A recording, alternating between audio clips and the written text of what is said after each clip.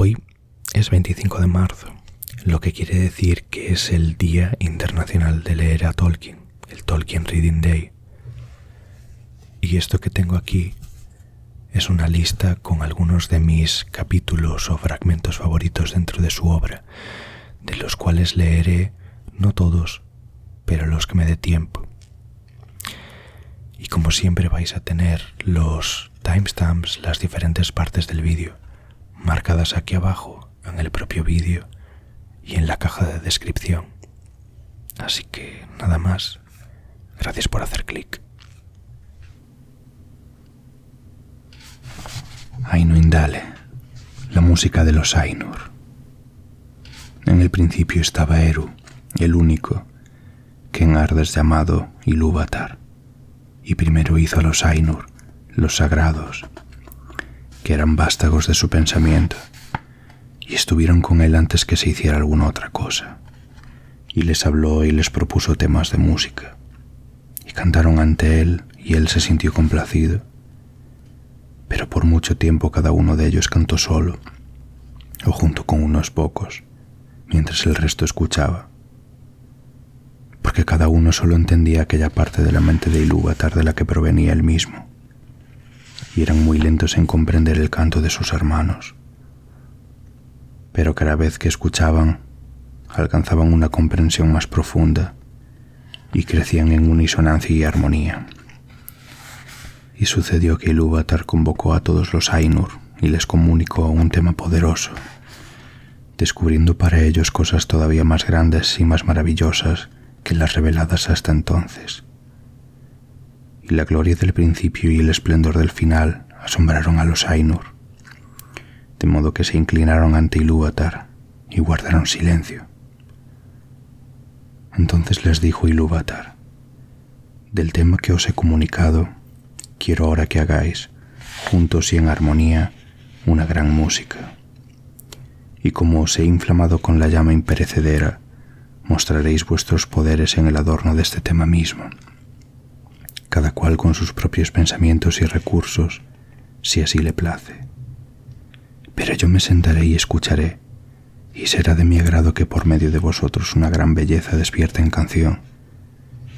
Entonces las voces de los Ainur, como arpas y laúdes, pífinos y trompetas, violas y órganos, y como de coros incontables que cantan con palabras, empezaron a convertir el tema de Ilúvatar en una gran música, y en un sonido se elevó de innumerables melodías alternadas, entretejidas en una armonía que iba más allá del oído hasta las profundidades y las alturas, rebosando los espacios de la morada de Ilúvatar. Y al fin de la música y el eco de la música desbordaron, volcándose en el vacío, y ya no hubo vacío.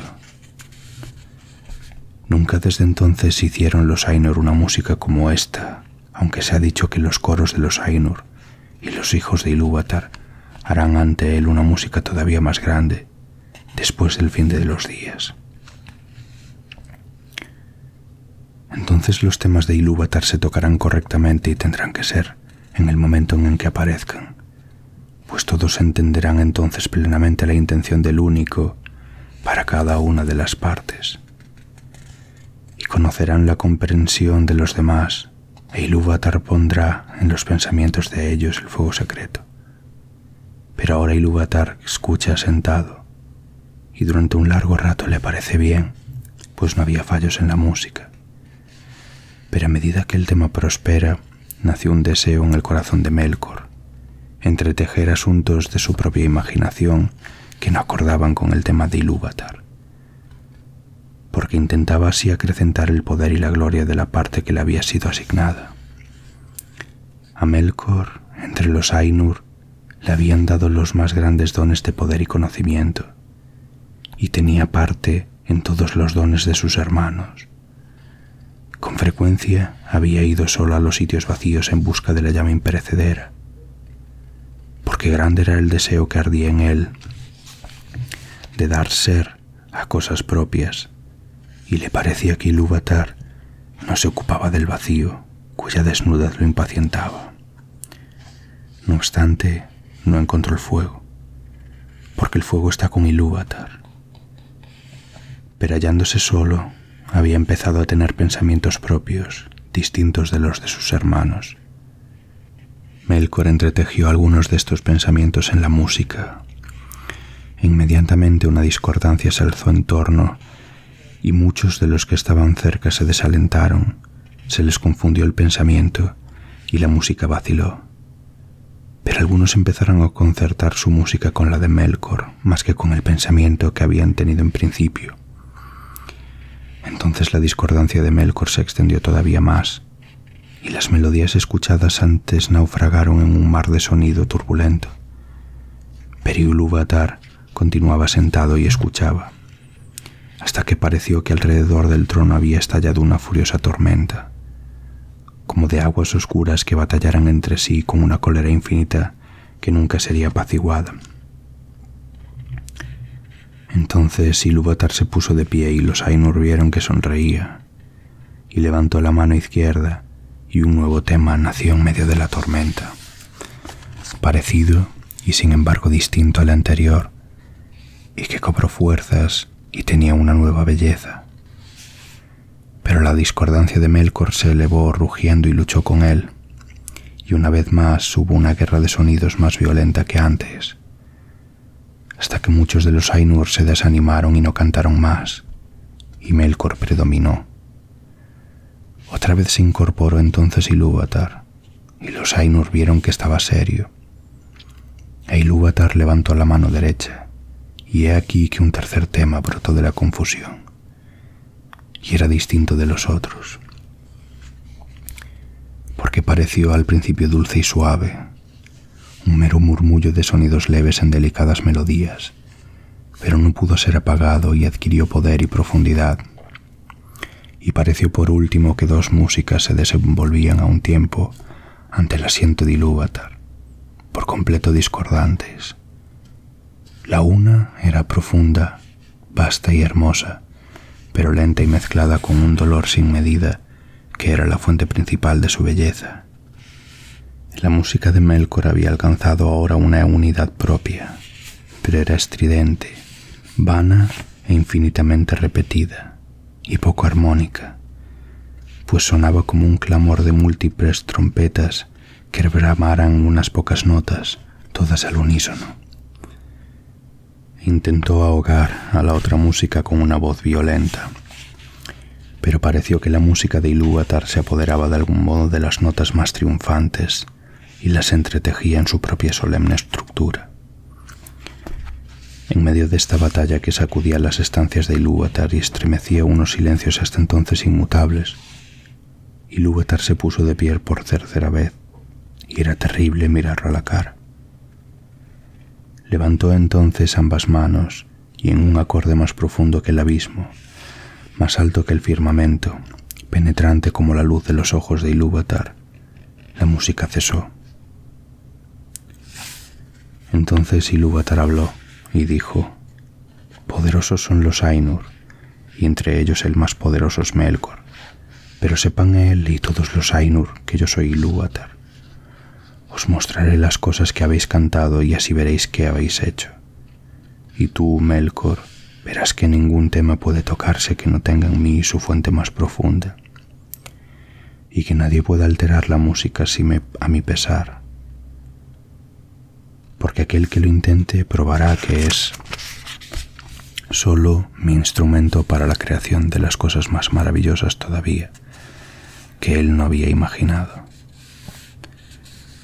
Entonces los Ainur tuvieron miedo, aunque aún no habían comprendido qué les decía Ilúvatar, y llenóse Melkor de vergüenza, de la que nació un rencor secreto. Pero Ilúvatar se irguió resplandeciente y se alejó de las hermosas regiones que habían hecho para los Ainur, y los Ainur lo siguieron. Pero cuando llegaron al vacío, Ilúvatar les dijo: «Contemplad vuestra música», y les mostró una escena, dándoles vista donde antes había habido solo oído, y los Ainur vieron un nuevo mundo hecho visible para ellos, y era un globo en el vacío, y en él se sostenía, aunque no pertenecía al vacío. Y mientras lo miraban y se admiraban, este mundo empezó a desplegar su historia y les pareció que vivía y crecía. Y cuando los Ainur hubieron mirado un rato en silencio, volvió a hablar Ilúvatar. Contemplad vuestra música. Este es vuestro canto y cada uno de vosotros encontrará en él, entre lo que os habéis propuesto, todas las cosas que en apariencia habéis inventado o añadido.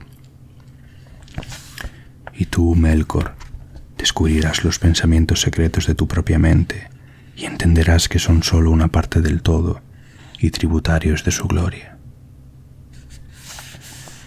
Y muchas otras cosas dijo Ilúvatar a los Ainur en aquella ocasión, y por causa del recuerdo de sus palabras y por el conocimiento que cada uno tenía de la música que él mismo había compuesto, los Ainur saben mucho de lo que era, lo que es y lo que será, y pocas cosas no ven. Sin embargo, algunas cosas hay que no pueden ver, ni a solas ni aun consultándose entre ellos, porque a nadie más que a sí mismo ha revelado Ilúvatar todo lo que tiene él en reserva, y en cada edad aparecen cosas nuevas e imprevistas, pues no proceden del pasado. Y así fue que mientras esta visión del mundo se desplegaba ante ellos, los Ainur vieron que contenía cosas que no habían pensado antes, y vieron con asombro la llegada de los hijos de Ilúvatar y las estancias preparadas para ellos, y advirtieron que ellos mismos durante la labor de la música habían estado ocupados en la preparación de esta morada, pero ignorando que tuviese algún otro propósito que su propia belleza, porque solo él había concebido a los hijos de Ilúvatar, que llegaron con el tercer tema, y no estaban en aquel que Ilúvatar había propuesto en un principio, y ninguno de los Ainur había intervenido en esta creación. Por tanto, mientras más los contemplaban, más los amaban, pues eran criaturas distintas de ellos mismos, extrañas y libres, en las que veían reflejada de nuevo la mente de Ilúvatar, y conocieron aún entonces algo más de la sabiduría de Ilúvatar, que de otro modo habría permanecido oculta aún para los Ainur. Ahora bien, los hijos de Ilúvatar son elfos y hombres, los primeros nacidos y los seguidores. Y entre todos los esplendores del mundo, las vastas salas y los espacios, y los carros de fuego, Ilúvatar escogió como morada un sitio en los abismos del tiempo y en medio de las estrellas innumerables. Y puede que esta morada parezca algo pequeña a aquellos que solo consideran la majestad de los Ainur y no su terrible sutileza, como quien tomara toda la anchura de Arda para levantar allí una columna y la elevara hasta que el cono de la cima fuera más punzante que una aguja, o quien considerara solo la vastedad inconmensurable del mundo que los Ainur aún están modelando, y no la minuciosa precisión con que dan forma a todas las cosas que en él se encuentran. Pero cuando los Ainur hubieron contemplado esa morada en una visión, y luego de ver a los hijos de Ilúvatar que allí aparecían, muchos de los más poderosos de entre ellos se volcaron en pensamiento y deseo sobre ese sitio. Y de estos Melkor era el principal, como también había sido el comienzo el más grande de los Ainur que participaran en la música, y fingió, aun así mismo al comienzo, dominando los torbellinos de calor y de frío que lo habían invadido, que deseaba ir allí y ordenarlo todo para beneficio de los hijos de Ilúvatar. Pero lo que en verdad deseaba era someter tanto a elfos como a los hombres, pues envidiaba los dones que Ilúvatar les había prometido, y él mismo deseaba tener súbditos y sirvientes, y ser llamado Señor, y gobernar otras voluntades. Pero los otros Ainur contemplaron esa habitación puesta en los vastos espacios del mundo, que los elfos llamaban Arda, la tierra, y los corazones de todos se regocijaron en la luz, y los ojos se les alegraron en la contemplación de tantos colores, aunque el rugido del mar los inquietó sobremanera, y observaron los vientos y el aire y las materias de que estaba hecha Arda, el hierro y la piedra, la plata y el oro, y muchas otras sustancias, pero de todas ellas el agua fue la que más alabaron. Y dicen los Eldar que el eco de la música de los Ainur vive aún en el agua, más que en ninguna otra sustancia de la tierra. Y muchos de los hijos de Ilúvatar escuchan aún insaciables las voces del mar, aunque todavía no saben lo que oyen. Ahora bien, aquel Ainur, a quien los elfos llamaban Ulmo, volvió su pensamiento al agua, y de todos fue a él a quien Ilúvatar dio más instrucción en música. Pero sobre aires y vientos, quien más había reflexionado era Manwë, noble de nobles entre los Ainur. En la materia de la tierra había pensado Aule, a quien Ilúvatar había concedido una capacidad y un conocimiento apenas menores que los de Melkor, aunque lo que deleita y enorgullece a Aule es la tarea de hacer y las cosas hechas, y no la posesión ni su propia maestría. Por tanto da y no atesora, y está libre de cuidados emprendiendo siempre nuevas tareas. E Ilúvatar habló a Ulmo y le dijo: ¿no ves cómo aquí, en este pequeño reino de los abismos del tiempo, Melkor ha declarado la guerra contra tu provincia? Ha concebido un frío crudo e inmoderado, y sin embargo no ha destruido la belleza de tus fuentes ni la de tus claros estanques. Contempla la nieve y la astuta obra de la escarcha. Melkor ha concebido calores y fuegos sin restricción, y no ha podido marchitar tu deseo ni ahogar por completo la música del mar. Contempla más bien la altura y la gloria de las nubes, y las nieblas siempre cambiantes, y escucha la caída de la lluvia sobre la tierra. Y en estas nubes eres llevado cerca de Manwë, tu amigo, a quien amas. Respondió entonces Ulmo: en verdad mi corazón no había imaginado que el agua llegara a ser tan hermosa, ni mis pensamientos secretos habían concebido el copo de nieve, ni había nada en mi música que contuviese la caída de la lluvia. Iré en busca de Manwë, y juntos haremos melodías que serán tu eterno deleite. Y Manwë y Ulmo fueron desde el principio aliados, y en todo cumplieron con fidelidad los propósitos de Ilúvatar. Pero mientras Ulmo hablaba todavía y los Ainur miraban absortos, la visión se apagó y se ocultó a los ojos de todos, y les pareció que en ese momento percibían algo distinto: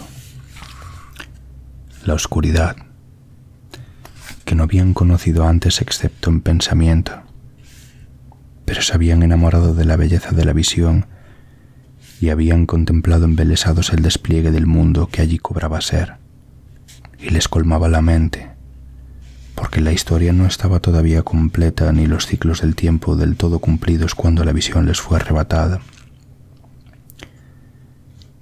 Y han dicho algunos que la visión cesó antes de que culminara el dominio de los hombres y la desaparición de los primeros nacidos. Por tanto, aunque la música lo ocupaba todo, los Valar no vieron con los ojos de las eras posteriores ni el fin del mundo. Entonces hubo inquietud entre los Ainur, pero Ilúvatar los llamó y dijo: sé lo que vuestras mentes desean, que aquello que habéis visto sea en verdad, no solo en vuestro pensamiento, sino como vosotros sois, y aún otros. Por tanto digo: ea, que sean estas cosas, y enviaré al vacío la llama imperecedera, y se convertirá en el corazón del mundo, y el mundo será, y aquellos de entre vosotros que lo deseen podrán descender a él. Y de pronto vieron los Ainur una luz a lo lejos como si fuera una nube, con un viviente corazón de llamas, y supieron que no era solo una visión, sino que Ilúvatar había hecho algo nuevo. Ea, o sea, el mundo que es. Así sucedió, pues, que de los Ainur algunos siguieron morando con Ilúvatar más allá de los confines del mundo, pero otros, y entre ellos muchos de los más grandes y más hermosos, se despidieron de Ilúvatar y descendieron al mundo. Ilúvatar les puso esta condición, quizá también necesaria para el amor de ellos: que desde entonces en adelante los poderes que él les había concedido se limitaran y sujetaran al mundo, por siempre, hasta que el mundo quedase completado, de modo tal que ellos fuesen la vida del mundo y el mundo la vida de ellos, y por esto mismo se los llama los Valar, los poderes del mundo. Pero al principio, cuando los Valar entraron en Ea, se sintieron desconcertados y perdidos, pues les pareció que nada de lo que habían visto en la visión estaba hecho todavía, y que todo estaba a punto de empezar y aún informe y a oscuras, porque la gran música no había sido sino el desarrollo y la floración del pensamiento en los palacios intemporales, y lo que habían visto, solo una prefiguración, pero ahora habían entrado en el principio del tiempo, y advertían que el mundo había sido solo precantado y predicho, y que ellos tenían que completarlo. De modo que empezaron sus grandes trabajos en desiertos inconmensurables e inexplorados, y en edades incontables y olvidadas, hasta que en los abismos del tiempo y en medio de las vastas estancias de Ea hubo una hora y un lugar en los que fue hecha la habitación de los hijos de Ilúvatar.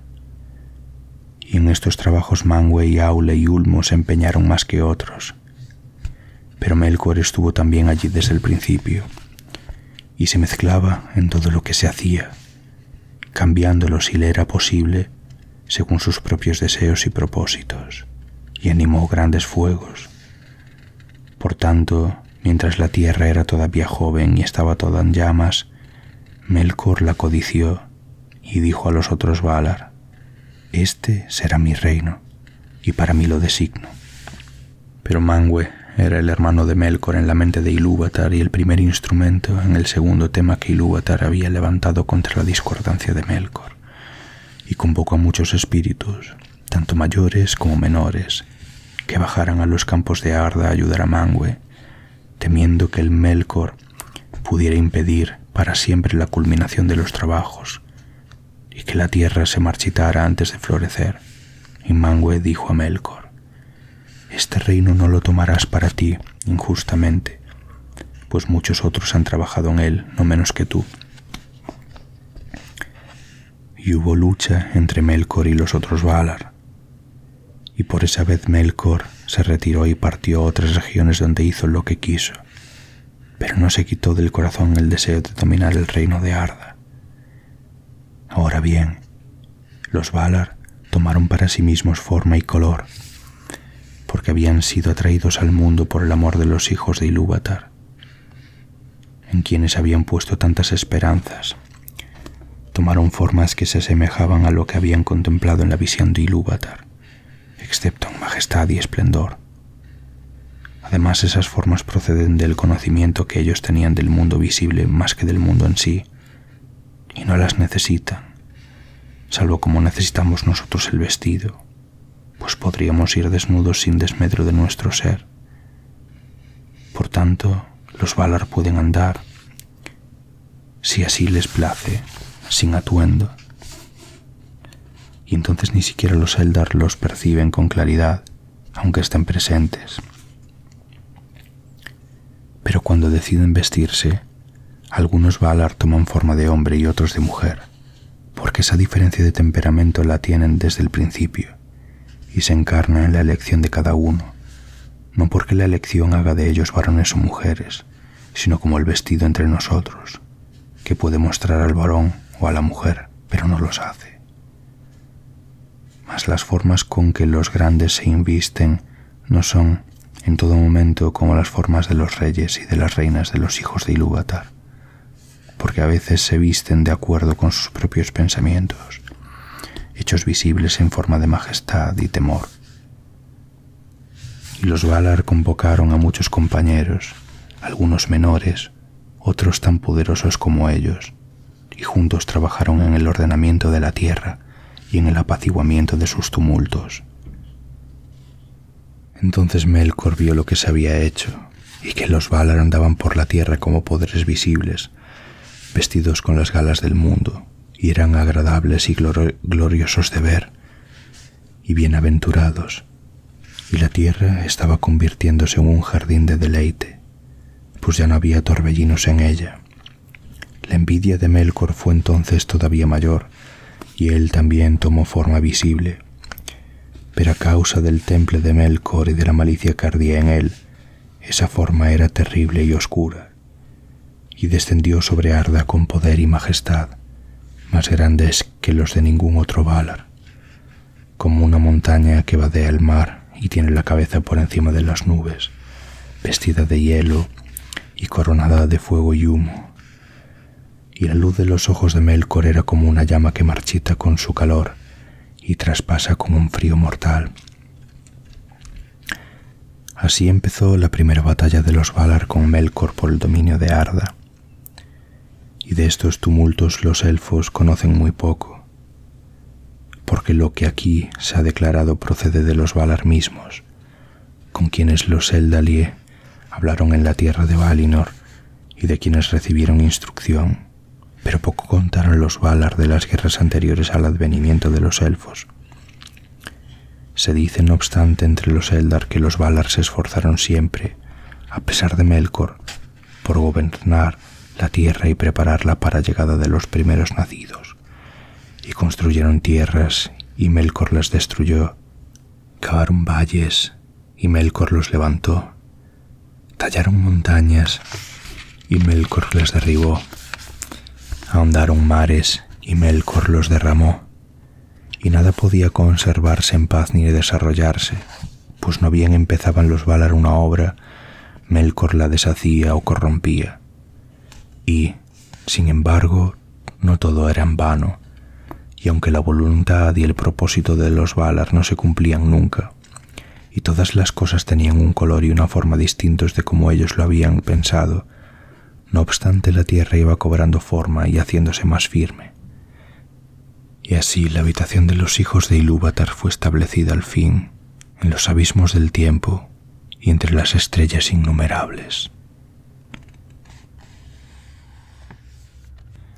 Vala cuenta. Historia de los Valar y los Maiar según el saber de los Eldar. En el principio Eru, el único, que en la lengua élfica es llamado Ilúvatar, hizo los Ainur de su pensamiento, y ellos hicieron una gran música delante de él. En esta música empezó el mundo, porque Ilúvatar hizo visible el canto de los Ainur, y ellos lo contemplaron como una luz en la oscuridad. Y muchos de entre ellos se enamoraron de la belleza y la historia del mundo, que vieron comenzar y desarrollarse como una visión.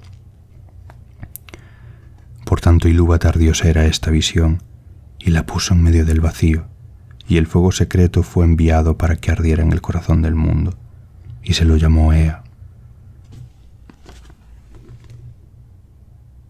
Entonces aquellos de entre los Ainur que así lo deseaban, se levantaron y entraron en el mundo, en el principio del tiempo, y era su misión acabarlo, y trabajar para que la visión se cumpliese.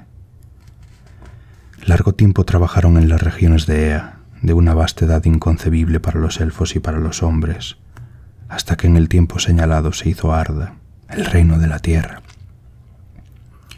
Entonces se vistieron con las galas de la tierra, y allí descendieron y moraron. De los Valar. A los grandes de entre estos espíritus los elfos llamaban Valar, los poderes de Arda, y los hombres con frecuencia los han llamado dioses. Los señores de los Valar son 7, y las Valier, las reinas de los Valar, son 7 también. Estos eran sus nombres en la lengua élfica tal como se le hablaba en Valinor, aunque tienen otros nombres en el habla de los elfos de la Tierra Media, y muchos y variados entre los hombres. Los nombres de los señores son estos, en debido orden: Manwë, Ulmo, Aule, Orome, Mandos, Lórien y Tulkas. Y los nombres de las reinas son Barda, Yavanna, Nienna, Este, Vaire, Vana y Nessa. Melkor ya no se encuentra entre los Valar, y su nombre no se pronuncia en la tierra. Manwë y Melkor eran hermanos en el pensamiento de Ilúvatar. El más poderoso de los Ainur que descendieron al mundo era en un principio Melkor, pero Manwë es el más caro al corazón de Ilúvatar y el que comprende mejor sus propósitos. Se lo designó para ser, en la plenitud de los tiempos, el primero de todos los reyes, señor del reino de Arda y regidor de todo lo que allí habita. En Arda su deleite son los vientos y las nubes y todas las regiones del aire, desde las alturas hasta los abismos, desde los confines superiores del velo de Arda hasta las brisas que soplan en la hierba. Lo llaman Súlimo, señor del aliento de Arda. Ama a todas las aves veloces de alas vigorosas, y ellas vienen y van de acuerdo con lo que él ordene. Con Manwë habita Barda, la dama de las estrellas, que conoce todas las regiones de Ea. Demasiado grande es la belleza de Barda para que se le declare en palabras de los hombres o de los elfos, pues la luz de Ilúvatar vive aún en su rostro. En luz están el poder y la alegría de Barda. Desde las profundidades de Ea acudió en ayuda de Manwë, porque a Melkor lo conoció antes de la ejecución de la música y lo rechazó, y él la odió y la temió más que a todos los otros hechos por Eru. Manwë y Barda rara vez se separan y permanecen en Valinor.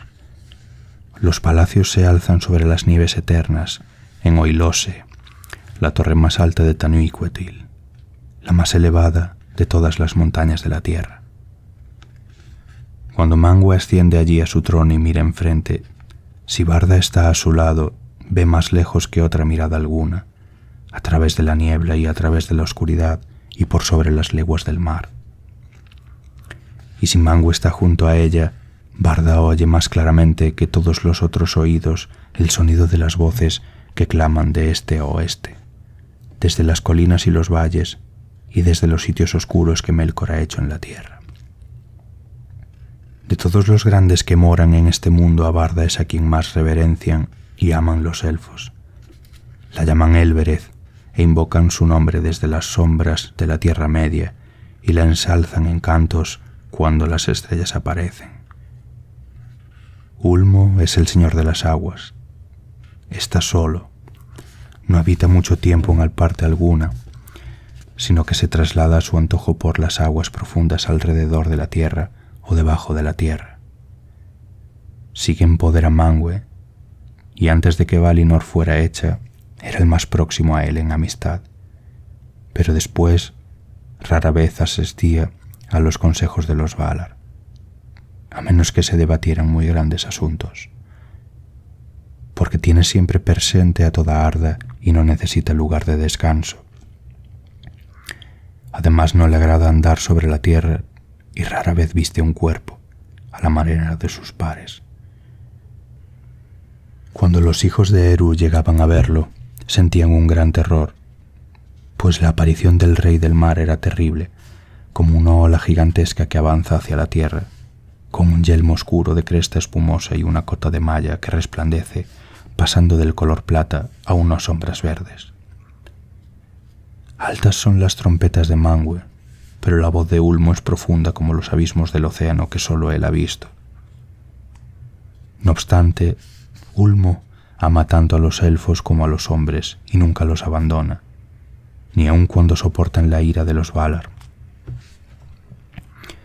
A veces llega invisible a las costas de la Tierra Media o sube tierra adentro por los brazos del mar, y allí hace música con los grandes cuernos, los Ulumuri, de conchas blancas labradas, y aquellos a quienes llega esa música la escuchan desde entonces y para siempre en el corazón, y la nostalgia del mar ya nunca los abandona.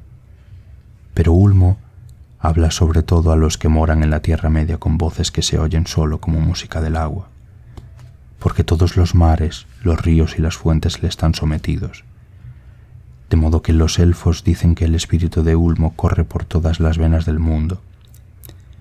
Así le llegan a Ulmo las nuevas, aun en las profundidades abismales, de todas las necesidades y los dolores de Arda, que de otro modo permanecerían ocultos para Manwë. Poco menos poder que Ulmo tiene Aule. Domina todas las sustancias de que Arda está hecha, En un principio trabajó mucho en compañía de Manwë y Ulmo, y fue él quien dio forma a las tierras. Es herrero y maestro de todos los oficios, y se deleita en los trabajos que requieren habilidad, aun los muy pequeños, tanto como en las poderosas construcciones de antaño. Suyas son las gemas que yacen profundas en la tierra y el oro que luce en la mano, y también los muros de las montañas y las cuencas del mar. Los Noldor fueron quienes más aprendieron de Aule, quien fue siempre amigo de ellos. Melkor estaba celoso, pues Aule era el que más se le parecía en pensamiento y poderes, y hubo entre los dos una prolongada lucha en la que Melkor siempre estropeaba o deshacía las obras de Aule, y Aule se cansaba de reparar los tumultos y los desórdenes provocados por Melkor. Ambos también deseaban hacer cosas propias que fueran nuevas y que los otros no hubieran pensado, y se complacían en las alabanzas de los demás. Pero Aule fue siempre leal y sometía todo lo que hacía a la voluntad de Eru, y no envidiaba la obra de los otros, sino que buscaba y daba consejo.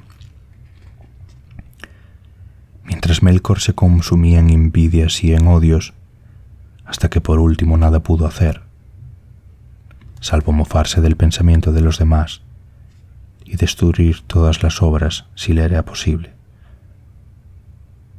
La esposa de Aule es Yavanna, la dadora de frutos. Es amante de todas las cosas que crecen en la tierra y conserva en la mente todas las innumerables formas, desde los árboles como torres en los bosques antiguos hasta el musgo de las piedras o las criaturas pequeñas y secretas del moho. Entre las reinas de los Valar, Yavanna es la más venerable después de Barda. En forma de mujer es alta y viste de verde, pero a veces asume otras formas. Hay quienes la han visto erguida como un árbol bajo el cielo, coronada por el sol, y de todas las ramas se derramaba un rocío dorado sobre la tierra estéril que de pronto verdeaba con el trigo. Pero las raíces del árbol llegaban a las aguas de Ulmo y los vientos de Manwë hablaban en sus hojas. En la lengua Eldarin la llamaban Kementari, reina de la tierra. Los Feanturi, los amos de los espíritus, son hermanos y con mucha frecuencia responden a los nombres de Mandos y Lórien. Sin embargo, estos son los nombres de los sitios en que habitan, y ellos en verdad se llaman Namo e Irmo. Namo, el mayor, habita en Mandos, en el oeste de Valinor. Es el guardián de las casas de los muertos y convoca a los espíritus de quienes tuvieron una muerte violenta. No olvida nada y conoce todas las cosas que serán, excepto aquellas que aún dependen de la libertad de Ilúvatar. Es el juez de los Valar, pero condena y enjuicia solo por orden de Manwë. Vaire, la tejedora, es su esposa, que teje todas las cosas que han sido alguna vez en el tiempo en tramas de historias, y las estancias de Mandos, más amplias a medida que transcurren las edades, se adornan con ellas. Irmo, el menor, es el patrono de las visiones y los sueños. Los jardines de Irmo se encuentran en Lórien, en la tierra de los Valar, y es el más hermoso de todos los lugares del mundo, habitado por muchos espíritus. La gentil, curadora de las heridas y las fatigas, es su esposa. Gris es su vestido y reposo es su don. No camina durante el día, pero duerme en una isla en el lago de Lorelin, sombreado de árboles. Las fuentes de Irmo y calman la sed de todos los que moran en Valinor, y a menudo los mismos Valar acuden a Lórien y encuentran allí reposo y alivio de la carga de Arda. Más poderosa que es Nienna, hermana de los Feanturi. Vive sola. Está familiarizada con el dolor y llora todas las heridas que han sufrido Arda por obra de Melkor. Tan grande era su pena, mientras la música se desplegaba, que su canto se convirtió en lamento mucho antes del fin, y los sonidos de duelo se confundieron con los temas del mundo antes de que éste empezase. Pero ella no llora por sí misma, y quienes la escuchan aprenden a tener piedad y firmeza en la esperanza.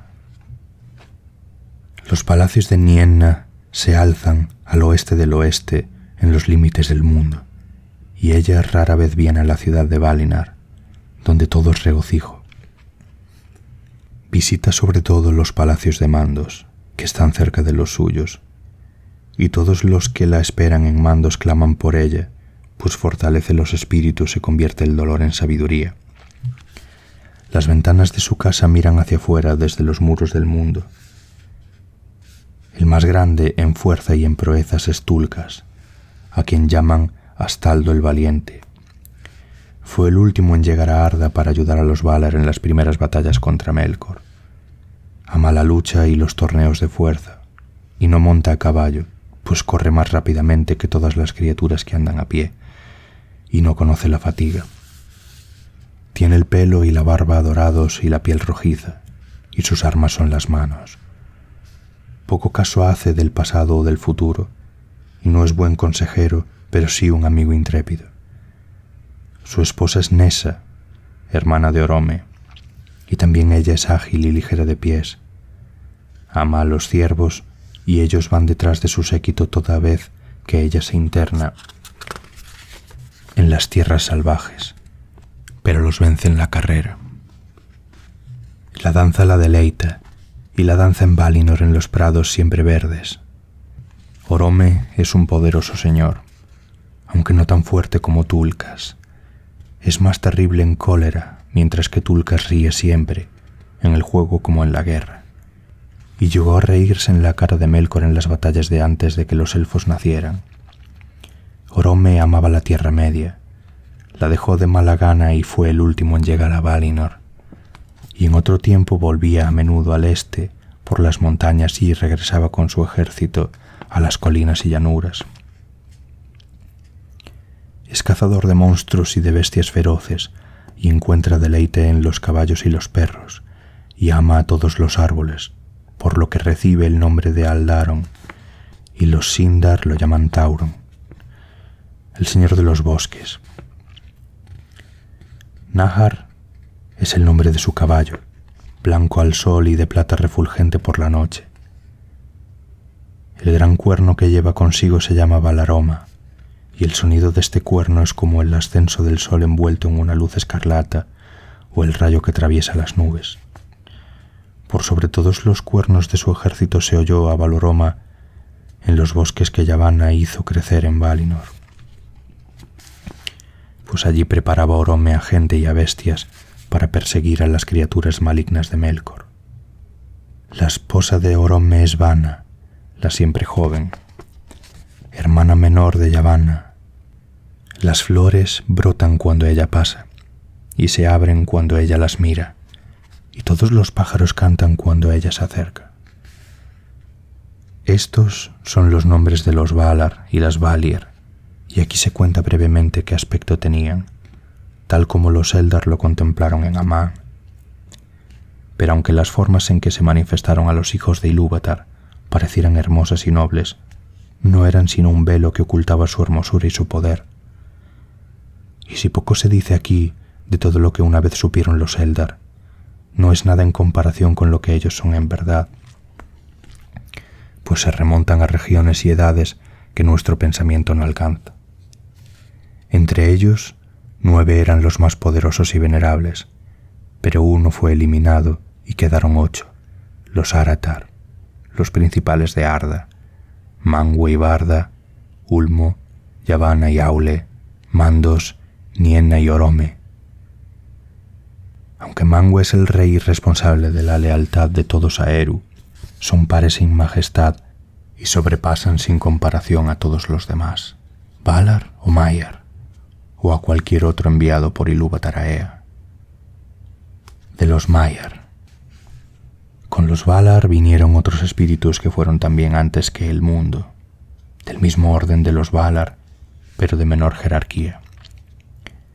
Son estos los Maiar, el pueblo sometido a los Valar y sus servidores y asistentes.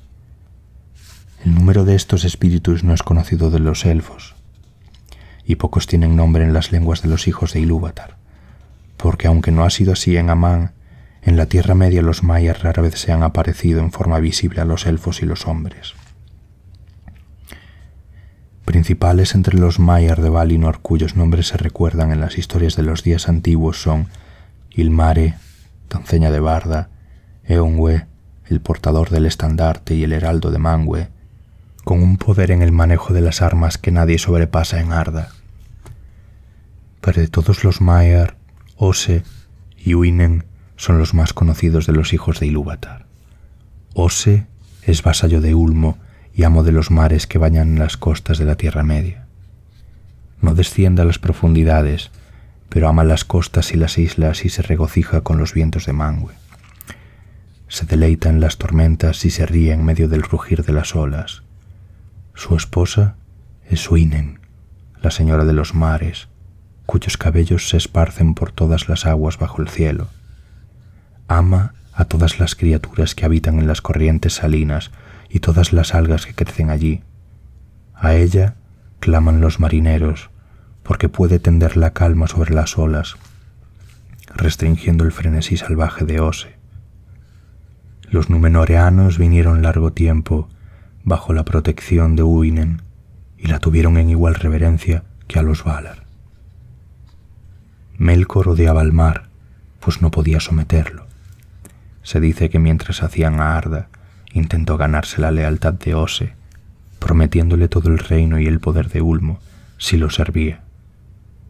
Así fue que mucho tiempo atrás hubo grandes tumultos en el mar que llevaron ruina a las tierras.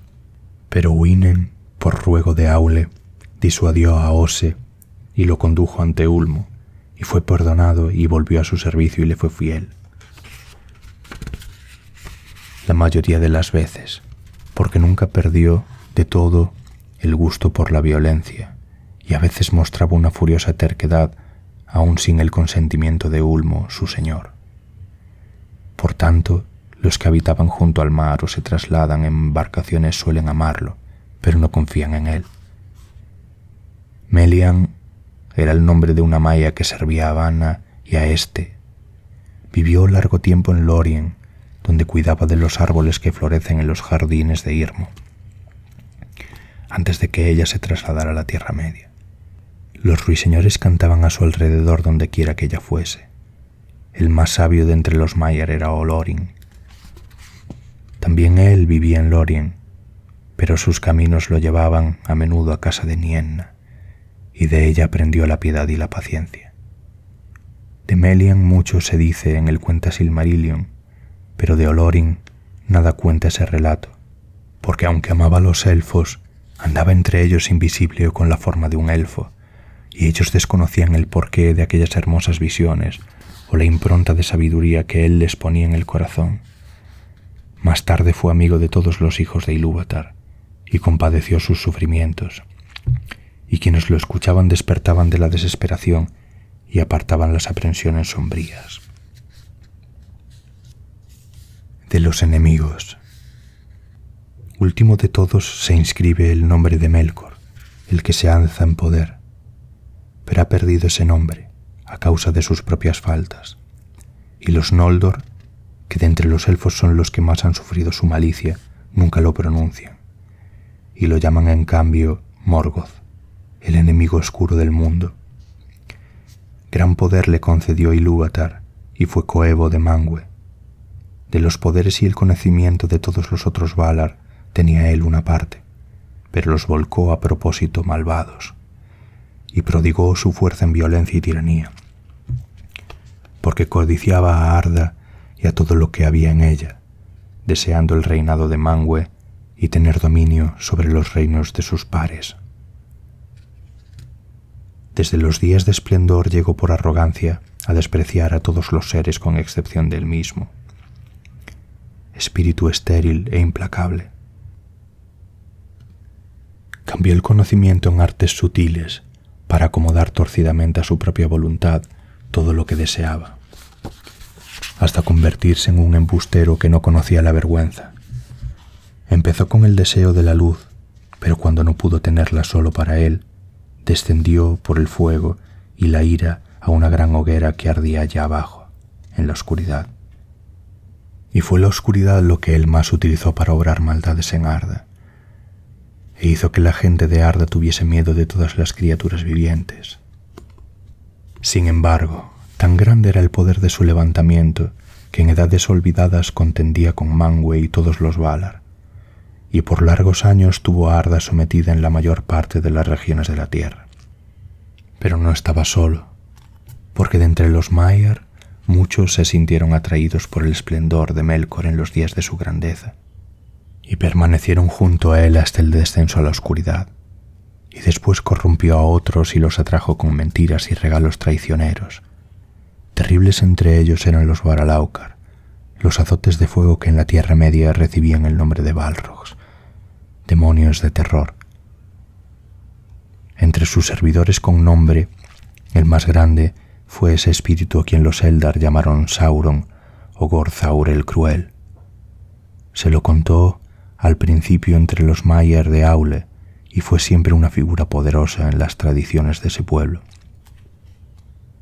En todos los hechos de Melkor el Morgoth en el reino de Arda, en las vastas obras que él edificó y en las trampas que tendía, Sauron tuvo parte, y era menor en maldad que su amo solo porque durante mucho tiempo sirvió a otro y no a sí mismo. Pero en años posteriores se levantó como una sombra de Morgoth y como un fantasma de su malicia, y anduvo tras él por el mismo ruinoso sendero que descendía al vacío. De Beren y Lúthien. Entre las historias de dolor y de ruina que nos llegaron de la oscuridad de aquel entonces, hay sin embargo algunas en las que en medio del llanto resplandece la alegría, y a la sombra de la muerte hay una luz que resiste. Y de estas historias, la más hermosa a los oídos de los elfos es la de Beren y Lúthien. De sus vidas se hizo la balada de Leithian, la liberación del cautiverio, que es la más extensa, salvo una de las canciones dedicadas al mundo antiguo, pero aquí se cuenta la historia con menos palabras y sin canto. Se ha dicho que Barahir se negó a abandonar Dorthonion y que allí Morgoth lo persiguió a muerte, hasta que por fin solo quedaron con él 12 compañeros. Ahora bien, el bosque de Dorthonion se extendía hacia el sur hasta los páramos montañosos, y al este de estas altas tierras había un lago, Aelwyn, con brezales silvestres alrededor, y esa tierra no tenía ningún sendero y era indómita, pues ni siquiera en los días de la larga paz había vivido alguien allí. Sin embargo, las aguas del Tarn Aelwyn eran veneradas, claras y azules durante el día, parecían de noche un espejo para las estrellas, y se decía que la misma Melian había consagrado esas aguas en días de antaño. Allí se retiraron Barahir y sus compañeros proscritos, e hicieron de ese lugar su guarida, y Morgoth no pudo descubrirlo. Pero el rumor de los hechos de Barahir y sus compañeros se extendió hasta muy lejos, y Morgoth ordenó a Sauron que lo encontrara y los destruyera. Ahora bien, entre los compañeros de Barahir estaba Gorlim, hijo de Angrim. Su esposa se llamaba Eilínel, y grande era el amor que se tenían antes de que llegara el mal. Pero Gorlim, al volver de la guerra, encontró su casa saqueada y abandonada. Su esposa había desaparecido. Si muerta o raptada, él no lo sabía. Entonces acudió a Barahir, y de toda la compañía fue el más feroz y desesperado, pero la duda le roía el corazón, pensando que quizás Eilínel no estuviera muerta. A veces partía solo y en secreto y visitaba su casa, que todavía estaba en pie en medio de los campos y los bosques que otrora fueran suyos. Y esto llegaron a saberlo los servidores de Morgoth. En un día de otoño, llegó a la casa a la caída del sol, y al acercarse le pareció ver una luz en la ventana, y avanzando con cautela miró dentro. Allí vio a Eilínel, y la cara de ella estaba devastada por el dolor y el hambre, y le pareció oír que se lamentaba de que él la hubiera abandonado. Pero cuando la llamó a grandes voces, la luz se apagó en el viento, aullaron los lobos y de súbito sintió en los hombros las pesadas manos de los cazadores de Sauron. De este modo se le tendió la trampa a Gorlim, y llevándolo al campamento lo atormentaron con el propósito de averiguar el escondite de Barahir y todas sus andanzas. Pero Gorlim no dijo nada. Entonces le prometieron que sería puesto en libertad y devuelto a Eilínel si cedía. Y por fin, abrumado por el dolor y añorando estar con su mujer, vaciló. Entonces, sin más, lo condujeron a la espantosa presencia de Sauron, y Sauron dijo: «Me entero ahora de que estás dispuesto a hacer trato conmigo. ¿Cuál es tu precio?» Y Gorlim respondió que quería volver a ver a Eilínel y con ella ser puesto en libertad, porque creía que también Eilínel estaba cautiva. Entonces Sauron, sonriendo, dijo: «Pequeño precio en verdad por tan gran traición. Así será entonces, sin duda. Habla». Gorlim habría callado entonces, pero intimidado por los ojos de Sauron dijo por fin todo lo que éste quería saber. Entonces Sauron rió y se burló de Gorlim y le reveló que solo había visto a un fantasma inventado por hechicería para atraparlo, porque Eilínel estaba muerta. «No obstante, accederé a tu ruego», dijo Sauron, «e irás al encuentro de Eilínel y te libraré de mi servicio». De este modo se reveló el escondite de Barahir, y Morgoth tendió su red sobre él, y los orcos, acercándose en las horas silenciosas de antes del alba, sorprendieron a los hombres de Dorthonion y los mataron a todos, salvo uno. Porque Beren, hijo de Barahir, había sido enviado por su padre en una misión peligrosa a espiar los pasos del enemigo, y se encontraba muy lejos cuando la guarida fue tomada. Pero mientras dormía en la noche del bosque, soñó que unas aves alimentadas de carroña se apretaban como hojas en las ramas desnudas de los árboles que crecían junto a una ciénaga, y que la sangre goteaba de sus picos. Entonces Beren vio en el sueño que una forma se le acercaba por encima del agua, y era el espectro de Gorlim, y el espectro le habló confesando su traición y su muerte, y le pidió que se diese prisa para advertírselo a su padre. Entonces Beren despertó y se apresuró en la noche y regresó a la guarida de los proscritos en la segunda mañana. Pero al acercarse, las aves carroñeras levantaron el vuelo y se posaron en los alisos junto a Tarn Aelwyn y graznaron burlonas. Allí sepultó Beren los huesos de su padre y levantó sobre él un túmulo de piedras y prometió que lo vengaría. Por tanto persiguió primero a quienes habían matado a su padre y a los suyos, y encontró de noche el campamento de los orcos junto a la fuente del Ríbil, sobre el marjal de Serech. Y hábil como era para trasladarse en los bosques, pudo acercarse sin ser visto al fuego del campamento. Allí se jactaba el capitán de sus hazañas, y levantó la mano de Barahir que había tronchado para mostrársela a Sauron como señal de que la misión había sido cumplida.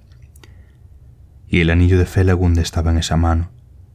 Entonces Beren saltó de detrás de una roca y mató al capitán, y tomando la mano y el anillo, escapó defendido por los hados, y los orcos, desconcertados, lanzaron en desorden sus flechas.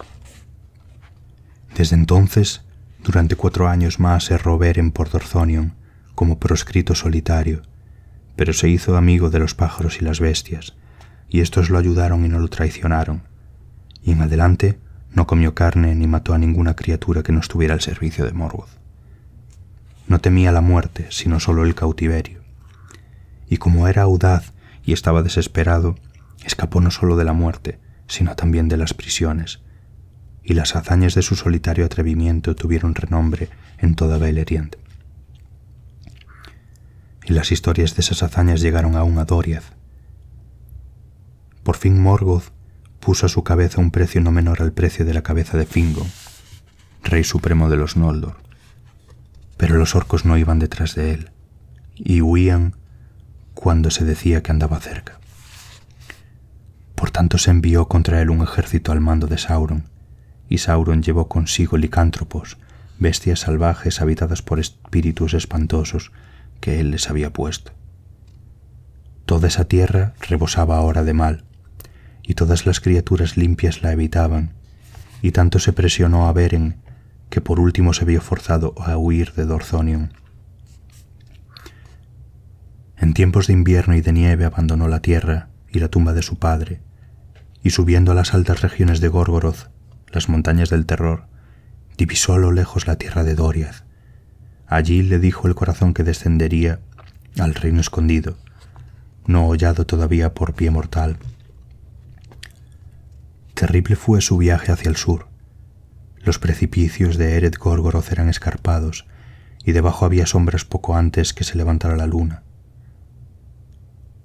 Más allá se encontraba el descampado de Dungorceb, donde la hechicería de Sauron y el poder de Melian estaban juntos, y el horror y la locura andaban sueltos. Allí habitaban las arañas de la raza feroz de Ungoliant, tejiendo las telas invisibles en las que quedaban atrapadas todas las criaturas, y allí erraban monstruos nacidos durante la larga oscuridad, antes del nacimiento del sol, que iban de caza en silencio mirando alrededor con múltiples ojos. No había alimento para elfos ni hombres en esa tierra maldita, sino solo muerte. Ese viaje no fue la menor de las grandes hazañas de Beren, pero luego nunca se refirió a él, temiendo que el horror lo dominara otra vez, y nadie sabe cómo pudo orientarse y encontrar senderos que ningún hombre o elfo se había atrevido a hollar hasta entonces, y llegar a las fronteras de Doriath. Y atravesó los laberintos que Melian había tejido en torno al reino de Thingol, como ella lo había previsto, porque una gran maldición pesaba sobre él. Se dice en la balada de Leithian que Beren llegó tambaleándose a Doriath, con cabeza cana y como agobiado por muchos años de pesadumbre. Tanto había sido el tormento del camino. Pero errando en el verano por los bosques de Neldoreth, se encontró con Lúthien, hija de Thingol y Melian, a la hora del atardecer, al elevarse la luna. Entonces todo recuerdo de su pasado dolor lo abandonó y cayó en su encantamiento, porque Lúthien era la más hermosa de todos los hijos de Ilúvatar. Llevaba un vestido azul como el cielo sin nubes, pero sus ojos eran grises como la noche iluminada de estrellas. Estaba el manto bordado con flores de oro, pero sus cabellos eran oscuros como las sombras del crepúsculo, como la luz sobre las hojas de los árboles, como la voz de las aguas claras, como las estrellas sobre la nieve del mundo. Así eran la gloria y la belleza de Lúthien, y tenía en la cara una luz resplandeciente, pero ella desapareció de súbito, y él se quedó sin voz, como presa de un hechizo, y durante mucho tiempo erró por los bosques, impetuoso y precavido como una bestia, buscándola. La llamó en su corazón Tinuviel, que significa ruiseñor, hija del crepúsculo, en la lengua de los elfos grises, pues no conocía otro nombre para ella. Y la vio a lo lejos como las hojas en los vientos de otoño, y en invierno como una estrella sobre una colina, pero una cadena le aprisionaba los miembros. En la víspera de la primavera, poco antes del alba, Lúthien bailó en una colina verde y de pronto se puso a cantar. Era un canto vehemente que traspasaba el corazón como el canto de una alondra que se alza desde los portones de la noche y se vierte entre las estrellas agonizantes, cuando el sol asoma tras la muralla del mundo. Y el canto de Lúthien aflojó las ataduras del invierno, y las aguas congeladas hablaron, y las flores brotaron desde la tierra fría por la que ella había pasado. En ese momento el hechizo de silencio cesó de repente, y Beren la llamó, gritando Tinuviel, y los bosques devolvieron el eco del nombre. Entonces ella se detuvo maravillada y no huyó más, y Beren se le aproximó. Pero cuando Tinuviel lo miró, la mano del destino cayó sobre ella, y lo amó. No obstante, se deslizó de entre los brazos de Beren y desapareció en el momento en el que rompía el día. Entonces Beren cayó desmayado en tierra, como quien ha sido herido a la vez por el dolor y la felicidad, y se hundió en el sueño como en un abismo de sombra, y al despertar estaba frío como la piedra, y sentía el corazón árido y desamparado. y con la mente errante andaba a tientas como quien ha sido atacado de súbita ceguera y trata de atrapar con las manos la luz desvanecida. Y así empezó a pagar el precio de la angustia por el destino que le había sido impuesto, y en este destino estaba atrapada Lúthien, y siendo inmortal compartió la mortalidad de Beren, y siendo libre se ató con las cadenas de Beren, y ninguna Eldalie había conocido una angustia mayor. Sin que Beren lo esperara, ella regresó al sitio donde él estaba sentado en la oscuridad, y hace ya mucho en el reino escondido puso su mano en la de él. En adelante vino a verlo con frecuencia, y se paseaban secretamente por los bosques desde la primavera hasta el verano. Y ningún otro de los hijos de Ilúvatar tuvo alegría tan grande, aunque el tiempo fue breve.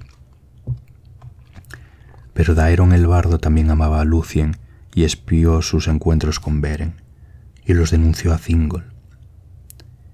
Entonces el rey se llenó de enojo, porque amaba a Lúthien más que a ninguna otra cosa, poniéndola por encima de todos los príncipes de los elfos, mientras que a los hombres mortales ni siquiera los tomaba como sirvientes. Por tanto, le habló a Lúthien con pena y asombro, pero ella no quiso revelarle nada, hasta que él le juró que no haría morir a Beren ni lo tomaría prisionero. Pero envió a unos sirvientes a que se apoderaran de él y lo condujeran a Menegroth como un malhechor, y Lúthien se anticipó y llevó ella misma a Beren ante el trono de Thingol como si fuera un huésped honorable. Entonces Thingol miró a Beren con desprecio y enfado, pero Melian guardaba silencio. «¿Quién eres?», preguntó el rey, «que llegas aquí como un ladrón y te aproximas a mi trono sin ser invitado». Pero Beren, atemorizado, porque el esplendor de Menegroth y la majestad de Thingol eran muy grandes, nada respondió. Por tanto Lúthien habló y dijo: «Él es Beren, hijo de Barahir, señor de los hombres, poderoso enemigo de Morgoth. La historia de sus hazañas se canta aún entre los elfos». «Que sea Beren quien hable», exclamó Thingol. «¿Qué quieres, desdichado mortal? ¿Y por qué motivo has abandonado tu tierra para entrar aquí, lo que está prohibido a tus iguales? ¿Puedes dar razón por la que no deba imponerte un severo castigo por tu insolencia y tu locura?» Entonces Beren, levantando la cabeza, contempló los ojos de Lúthien y luego miró también a Melian, y le pareció que le ponían palabras en la boca. Perdió el miedo y recuperó el orgullo de la más antigua casa de los hombres, y dijo: «Mi destino, oh rey, me condujo aquí, a través de peligros que aún pocos de entre los elfos se atreverían a afrontar, y he encontrado aquí lo que en verdad no buscaba, pero que ahora quiero tener para siempre. Porque está por encima de la plata y el oro, y ninguna joya se le iguala, ni la roca, ni el acero, ni los fuegos de Morgoth, ni todos los poderes de los reinos de los elfos me separarán del tesoro de mis deseos. Porque Lúthien, tu hija, es la más bella de todas las criaturas del mundo». Entonces un grave silencio pesó en el recinto, porque los que allí se encontraban estaban asombrados y asustados, y creyeron que Beren sería muerto. Pero Thingol habló con lentitud diciendo: «Con esas palabras te has ganado la muerte, y la muerte encontrarías enseguida, si yo no hubiera hecho un juramento apresurado. De lo que estoy arrepentido, mortal de bajo nacimiento que has aprendido a arrastrarte secretamente como los espías y esclavos de Morgoth». Entonces le respondió Beren: «La muerte podéis darme, la haya yo ganado o no, pero no soportaré que me llaméis de bajo nacimiento, ni espía ni esclavo. Por el anillo de Felagund, que él mismo dio a Barahir, mi padre, en el campo de batalla del norte, mi casa no se ha ganado epítetos tales de elfo alguno, sea el rey o no». Las palabras de Beren eran orgullosas, y todas las miradas se fijaron en el anillo, porque lo sostenía en alto, y en él resplandecían las joyas verdes que los Noldor habían inventado en Valinor. Porque este anillo era como dos serpientes gemelas con ojos de esmeralda, y encima de las cabezas había una corona de flores de oro, que una de ellas sostenía y la otra devoraba. Esa era la insignia de la casa de Finarfin. Entonces Melian se inclinó hacia Thingol y en un susurro le aconsejó que se tranquilizara. «Porque no serás tú», le dijo, «quien dé muerte a Beren, y lejos y libre irá guiado por el destino antes de que le llegue el final. No obstante, ese destino está unido al tuyo. Haz caso». Pero Thingol miró en silencio a Lúthien y pensó en su corazón. Hombres desdichados, hijos de pequeños señores y reyes de corta vida, ¿ha de poner a alguien semejante las manos en ti y sin embargo seguir con vida? Entonces, rompiendo el silencio, dijo: «Veo el anillo, hijo de Barahir, y entiendo que eres orgulloso y crees tener mucho poder, pero las hazañas de un padre, aun cuando estuviera a mi servicio, no bastan para ganar a la hija de Thingol y Melian. Escucha ahora. También yo deseo un tesoro al que no tengo acceso, porque roca y acero y los fuegos de Morgoth me apartan de la joya que querría poseer en oposición a todos los poderes de los reinos de los elfos. No obstante, dices que tales impedimentos no te amilanan. Haz pues como lo propones. Tráeme en la mano uno de los Silmarils de la corona de Morgoth, y entonces, si ella así lo quiere, Lúthien podrá poner su mano en la tuya. De ese modo tendrás mi joya, y aunque el destino de Arda esté ligado a los Silmarils, me tendrás por generoso». De esta manera forjó el destino de Doriath y quedó atrapado en la maldición de Mandos. Y quienes lo escucharon advirtieron que Thingol, aunque renunciaba al juramento, lo mismo mandaba a Beren a la muerte, pues sabían que todo el poder de los Noldor, antes de que se quebrantara el sitio, no había valido ni siquiera para ver desde lejos los relumbrantes Silmarils de Fëanor, pues habían sido engarzados en la corona de hierro y en Angband se estimaban por encima de toda riqueza. En torno estaban los Balrogs e innumerables espadas y fuertes rejas y muros inexpugnables y la oscura majestad de Morgoth. Pero Beren rió. «Por bajo precio», dijo, «venden a sus hijas los reyes de los elfos, por gemas y por cosas de artesanía. Pero si esta es vuestra voluntad, Thingol, la cumpliré. Y cuando volvamos a encontrarnos, mi mano sostendrá un Silmaril de la corona de hierro, porque no veis por última vez a Beren, hijo de Barahir». Entonces miró los ojos de Melian, que nada dijo, y se despidió de Lúthien Tinubiel, e inclinándose ante Thingol y Melian, apartó a los guardianes que lo rodeaban y partió solo de Menegroth. Entonces, por fin habló Melian y dijo a Thingol: «Oh rey, has concebido un plan astuto, pero si mis ojos no han perdido la vista, será para tu mal. No importa que Beren fracase en su cometido o lo lleve a cabo, porque has condenado a tu hija o te has condenado a tú mismo. Y ahora Doriath está sometida a los hados de un reino más poderoso». Pero Thingol contestó: «No vendo a hombres o elfos lo que amo y estimo por sobre todos los tesoros. Y si hubiera esperanza o temor de que Beren volviera vivo a Menegroth, no contemplaría otra vez la luz del cielo, aunque yo lo haya jurado». Pero Lúthien calló, y desde esa hora no volvió a cantar en Doriath. Un silencio profundo se hizo en los bosques y las sombras se alargaron en el reino de Thingol. Se dice en la balada de Leithian que Beren pasó por Doriath sin ser molestado, y llegó al fin a la región de las lagunas del crepúsculo y los marjales del Sirion, y dejando atrás la tierra de Thingol, trepó las montañas sobre las cataratas del Sirion, donde las aguas se precipitan bajo tierra con gran estrépito.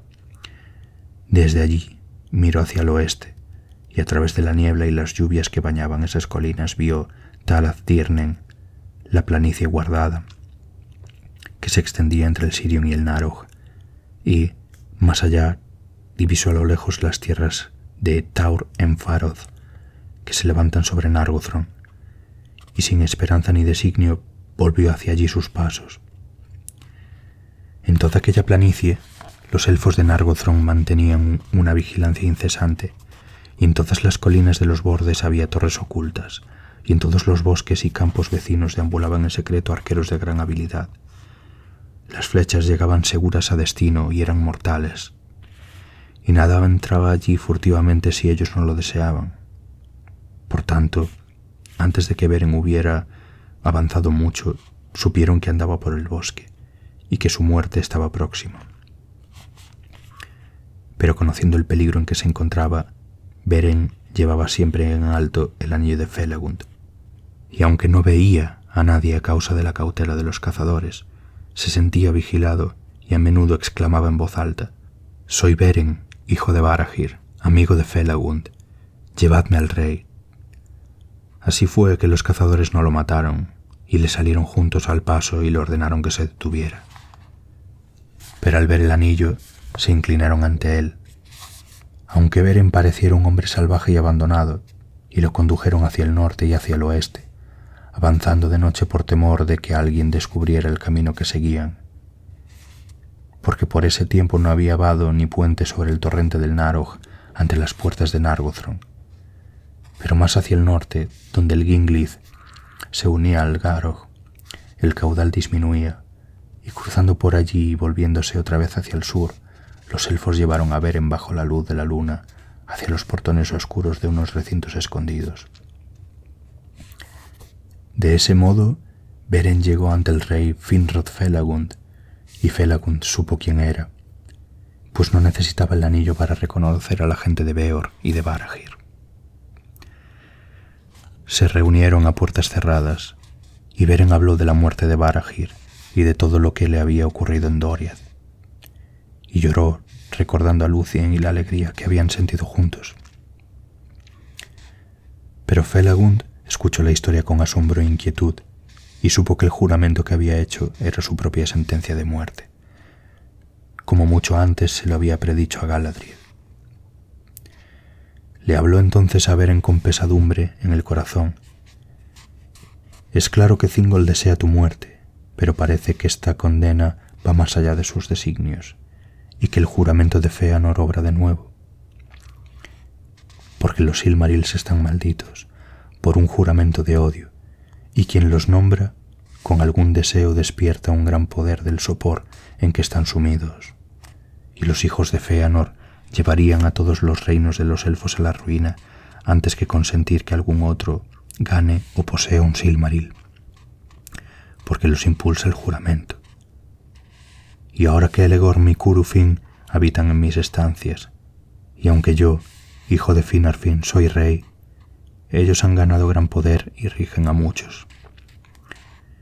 Me han demostrado amistad en un apuro, pero me temo que no te mostrarían amor ni clemencia si tu cometido se supiera. No obstante, mi propio juramento se mantiene, y de este modo todos estamos atrapados». Entonces el rey Felagund habló ante el pueblo recordando las hazañas de Barahir y su voto, y declaró que pesaba sobre sus espaldas la obligación de ayudar al hijo de Barahir en esta necesidad, y buscó el apoyo de los capitanes. Entonces Celegorm se alzó de entre la multitud y desenvainando la espada gritó: «Sea amigo o enemigo, demonio de Morgoth, elfo o hijo de los hombres o cualquier otra criatura viviente de Arda, no habrá ley, ni amor, ni alianza del infierno, ni poder de los Valar, ni capacidad de hechicería que lo defienda del odio sempiterno de los hijos de Fëanor si toma o encuentra un Silmaril y lo guarda. Porque a los Silmaril solo nosotros tenemos derecho hasta que termine el mundo». Muchas otras palabras pronunció, tan poderosas como lo habían sido mucho antes en Tirion las palabras de su padre, que por primera vez inflamaron la rebelión de los Noldor. Y después de que Celegorm habló Curufin con mayor gentileza, pero no con menor poder, conjurando en la mente de los elfos una visión de guerra y la ruina de Nargothrond. Tan grande fue el miedo que puso en los corazones que desde entonces y hasta el tiempo de Túrin ningún elfo de ese reino quiso ir a una batalla campal, sino que con cautela y emboscadas, con hechicería y dardos emponzoñados, persiguieron a todos los forasteros olvidando los vínculos de linaje. De este modo perdieron el valor y la libertad de los elfos de antaño, y hubo oscuridad en aquellas tierras. Y murmuraron entonces que el hijo de Finarfin no era un Valar como para darles órdenes, y apartaron de él los ojos. Pero la maldición de Mandos cayó sobre los hermanos, y en ellos brotaron oscuros pensamientos, y pensaron enviar a Felagund solo a la muerte, y usurpar, si era posible, el trono de Nargothrond, porque era del linaje más antiguo de los príncipes de los Noldor. Y Felagund, viendo que lo abandonaban, se quitó de la cabeza la corona de plata de Nargothrond y la arrojó a los pies de los hermanos diciendo: «Podéis romper vuestros juramentos de fidelidad, pero yo he de cumplir con mi obligación. No obstante, si hay alguien sobre el que no ha caído aún la sombra de nuestra maldición, no me sería difícil encontrar al menos unos pocos seguidores, y no tendría que irme de aquí como un mendigo que ha sido echado de las puertas». Hubo 10 que se mantuvieron a su lado, y el jefe de ellos, que se llamaba Edrahil, inclinándose, recogió la corona y preguntó si tenía que dársela a un senescal, en tanto Felagund no regresara. «Porque vos seguís siendo mi rey y el de ellos», dijo, «no importa lo que ocurra». Entonces Felagund dio la corona de Nargothrond a Orodred, su hermano, para que gobernara en su lugar. Y Celegorm y Curufin nada dijeron, pero sonrieron y abandonaron la estancia. Una tarde de otoño Felagund y Beren abandonaron Nargothrond con sus 10 compañeros y viajaron juntos a orillas del Narog hasta su fuente en las cataratas de Ibrin. Bajo las montañas de la sombra descubrieron un campamento de orcos y los mataron a todos por la noche, y se llevaron los pertrechos y las armas. Por las artes de Felagund cambiaron de forma y de rostro hasta que parecieron orcos.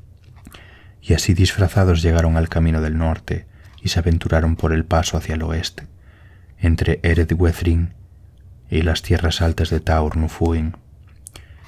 Pero Sauron los vio desde la torre y dudó, porque iban deprisa y no se detuvieron a dar cuenta de sus actos, como estaban obligados a hacer los sirvientes de Morgoth que fueran por ese camino. Por tanto mandó detenerlos y conducirlos ante él. De este modo se libró la contienda entre Sauron y Felagund, que alcanzó tanto renombre, porque Felagund luchó contra Sauron con cantos de poder, y el rey era muy poderoso, pero Sauron fue quien se impuso, como se dice en la balada de Leithian. Entonó un canto de hechicería, de ocultaciones y revelaciones, de falsedades y traiciones. Allí Felagund respondió de pronto con un canto de obstinada firmeza, de guerra contra el poder y resistencia, de secretos guardados, de una fuerza de torre, de confianza, de libertad, de huida, de formas cambiantes y móviles, de emboscadas fallidas, trampas destruidas, de prisiones abiertas y de cadenas rotas. Los cantos se adelantaban y retrocedían, flaqueando, zozobrando, y cuanto más crecía la fuerza de ese canto, más Felagund luchaba. Y pues son sus palabras el poder y la magia que había traído del Benés. Suavemente en la sombra oyeron a los pájaros que a lo lejos cantaban en Nargothrond, y el suspiro del mar mucho más lejos, más allá del mundo del oeste, en la arena de perlas del país de los elfos. Se espesó entonces la sombra, creció la noche en Valinor, manaba la sangre roja junto al mar, donde los Noldor mataron a los jinetes de la espuma, donde robaron las naves blancas de velamen blanco de los puertos claros de lámparas. El viento se lamenta, el lobo aúlla, los cuervos vuelan, el hielo murmura en las bocas del mar, los cautivos lloran tristes en Angband, retumba el trueno, los fuegos arden, y Finrod cae a los pies del trono. Entonces Sauron los despojó de los disfraces, y ellos aparecieron allí ante él desnudos y asustados.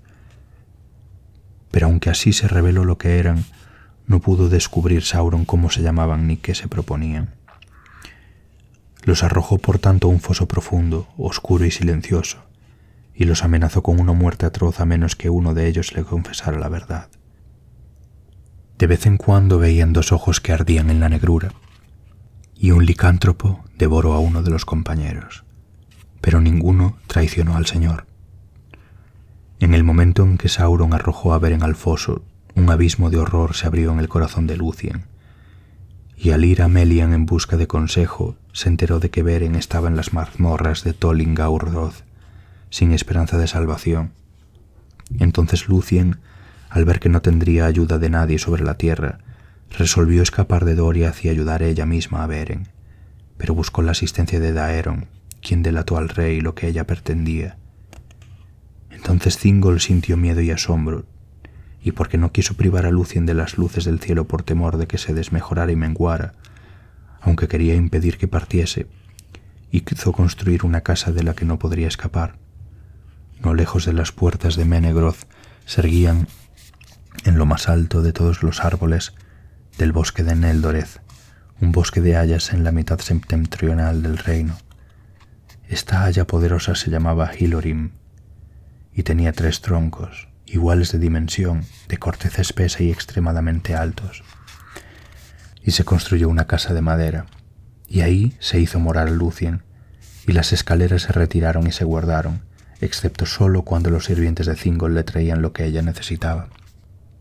Se cuenta en la balada de Leithian cómo ella escapó de la casa porque recurrió a sus artes de encantamiento e hizo que los cabellos le crecieran muy largos, y con ellos tejió un vestido oscuro que la cubría como una sombra, y que estaba cargado con un hechizo de sueño. Con las hebras que quedaban trenzó una cuerda y la dejó caer desde la ventana, y cuando el extremo se meció sobre los guardianes que estaban sentados bajo el árbol, estos cayeron en un profundo sopor. Entonces Lúthien abandonó aquella cárcel y envuelta en la capa de sombras escapó a todas las miradas y desapareció de Doriath. Dio la casualidad que Celegorm y Curufin habían ido de caza a la planicie guardada, y esto hicieron porque Sauron, entrado en sospechas, envió muchos lobos a las tierras de los elfos. Por tanto los elfos montaron los caballos y echaron a correr junto con sus propios perros, y creían que antes de regresar tendrían nuevas del rey Felagund. Ahora bien, el principal de los perros lobo que seguían a Celegorm se llamaba Uan. No había nacido en la Tierra Media, sino que venía del reino bendecido, pues Orome se lo había dado a Celegorm en Valinor hacía mucho tiempo, y allí había seguido el cuerno de Celegorm antes de la llegada del mal. Huan siguió a Celegorm en el exilio y le era fiel, y de ese modo también él quedó sometido a la maldición de dolor que pesaba sobre los Noldor. Y se decretó que se toparía con la muerte, aunque no antes de encontrarse con el lobo más poderoso que hubiera andado por el mundo. Fue entonces que Huan halló a Lúthien, que huía como una sombra sorprendida por la luz bajo los árboles, cuando Celegorm y Curufin descansaban por un momento cerca de los confines occidentales de Doriath. Porque nada escapaba a la vista y el olfato de Huan, ni lo detenía ningún encantamiento, y no dormía ni de noche ni de día. La llevó a Celegorm y Lúthien, al enterarse de que él era un príncipe de los Noldor y enemigo de Morgoth, se alegró, y declaró quién era dejando caer la capa. Tan grande fue la súbita belleza revelada bajo el sol que Celegorm se enamoró de ella, pero la habló con tino, y le prometió que encontraría ayuda si volvía con él en Nargothrond. No mostró en ningún momento que ya sabía de Beren y de su cometido, a los que ella se refirió, ni tampoco que el asunto le interesaba de cerca. Así pues, interrumpieron la cacería y volvieron a Nargothrond, y Lúthien fue traicionada, porque la retuvieron y le quitaron la capa, y no se le permitió atravesar las puertas ni hablar con nadie, salvo con los hermanos Celegorm y Curufin. Porque ahora, creyendo que Beren y Felagund habían caído prisioneros y nada ni nadie podía rescatarlos, se propusieron dejar morir al rey y retener a Lúthien y obligar a Thingol a conceder la mano de ella a Celegorm. De este modo crecerían en poder y se convertirían en los más poderosos príncipes de los Noldor. Y no tenían intención de recuperar los Silmarils por arte o por guerra, ni permitir que nadie más lo hiciese, en tanto no dominaran todos los reinos élficos. Orodreth no tenía poder para resistírseles, pues ellos gobernaban los corazones del pueblo de Nargothrond, y Celegorm envió mensajeros a Thingol con su apremiante petición. Pero Juan, el perro, era de corazón fiel y amaba a Lucien desde el momento en que le había encontrado, y el cautiverio de ella lo apenaba. Por tanto, iba a menudo a la cámara de Lucien y a la noche yacía delante de su puerta, pues sentía que el mal había llegado a Nargothrond. Lucien se sentía sola y hablaba a menudo con Juan y le contaba de Beren, que era amigo de todos los pájaros y las bestias que no servían a Morgoth, y Juan lo escuchaba. Porque comprendía el lenguaje de todas las criaturas dotadas de voz, pero solo le estaba permitido hablar con palabras 3 veces antes de morir. Ahora bien, Juan concibió un plan de ayuda para Lucien, y llegada la noche le llevó la capa y por primera vez le habló dándole consejo. Entonces, por caminos secretos, la condujo fuera de Nargothrond y huyeron juntos hacia el norte, y él se humilló y permitió que ella lo cabalgara a modo de corcel, como hacían a veces los orcos sobre los grandes lobos. Y así avanzaron muy deprisa, pues Juan era rápido e infatigable. En los fosos de Sauron yacían Beren y Felagund, y todos sus compañeros habían muerto ya. Pero Sauron se proponía conservar a Felagund hasta el final, porque entendía que era un Noldor de gran poder y sabiduría, y creía que era él quien guardaba el secreto de la misión de los elfos. Pero cuando el lobo vino en busca de Beren, Felagund recurrió a todo su poderío y rompió las ligaduras, y luchó con el licántropo y lo mató con dientes y manos. No obstante, él mismo estaba herido de muerte. Entonces le habló a Beren diciendo: «Me voy ahora a mi largo descanso en los recintos intemporales de más allá de las aguas y las montañas de Amán. Transcurrirá mucho tiempo antes de que vuelva a ser visto entre los Noldor, y puede que no nos encontremos una segunda vez en la vida o en la muerte, porque los destinos de nuestras gentes se apartan. Adiós». Así murió Felagund en la oscuridad de Tol Ingaurhoth, cuya gran torre él mismo había construido. De esta manera el rey Finrod Felagund, el más hermoso y el más amado de la casa de Finwë, cumplió su juramento, pero Beren se lamentó desesperado junto a él. A esa hora llegó Lucien, y erguida sobre el puente que conducía a la isla de Sauron, cantó un canto que ningún muro de piedra podría detener. Beren la oyó y pensó que soñaba, pues arriba brillaban las estrellas y en los árboles cantaban los ruiseñores, y como respuesta cantó un canto de desafío que él había compuesto en alabanza de las 7 estrellas. La hoz de los Valar que Barda había colgado sobre el norte como signo de la caída de Morgoth. Luego las fuerzas le faltaron y se desmoronó en la oscuridad. Pero Lucien oyó la voz que le había contestado y entonó entonces un canto de gran poder. Los lobos aullaron y la isla tembló. Sauron se encontraba en la torre, envuelto en negros pensamientos, pero se sonrió al oír la voz, porque sabía que era la hija de Melian. La fama de la belleza de Lucien y de la maravilla de su canción hacía ya mucho que había traspasado los muros de Doriath, y Sauron pensó que podía capturar a Lucien y entregarla al poder de Morgoth, pues la recompensa sería grande. Por tanto, envió a un lobo al puente. Pero Juan le dio muerte en silencio. Sauron continuó enviando lobos, uno a uno, y uno a uno Juan los aferraba por el pescuezo y los mataba. Entonces Sauron envió a Draugluin, una bestia espantosa, ya vieja en el mal, señor y ancestro de los licántropos de Angband. Tenía mucha fuerza, y la batalla entre Juan y Draugluin fue larga y feroz. No obstante, por fin Draugluin escapó y volviendo a la torre murió a los pies de Sauron. Y al morir le dijo: «Juan está allí». Ahora bien, Sauron conocía perfectamente, como todas en esa tierra, el hado que le estaba decretado al perro de Valinor, y se le ocurrió que él mismo lo cumpliría. Por tanto, tomó la forma de un licántropo, la del más poderoso que hubiera andado por el mundo, y corrió a ganar el paso del puente. Tan grande fue el espanto de la llegada de Sauron que Huan saltó a un lado. Entonces Sauron se abalanzó sobre Lúthien y ella se desvaneció ante la amenaza del espíritu maligno que miraba por los ojos del lobo y los inmundos vapores que le salían por la boca.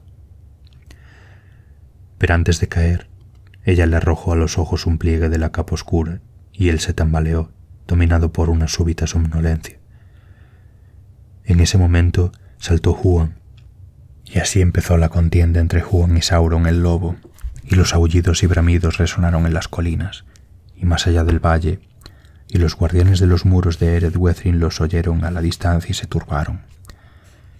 Pero ni la brujería ni el hechizo, ni el colmillo ni el veneno, ni la habilidad demoníaca ni la fuerza bestial podían superar a Huan de Valinor.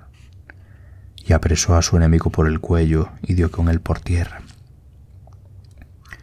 Entonces Sauron mudó de aspecto, de lobo se convirtió en serpiente, y de monstruo volvió a la forma de costumbre, pero no podía deshacerse de los dientes de Huan sin abandonar el cuerpo por completo.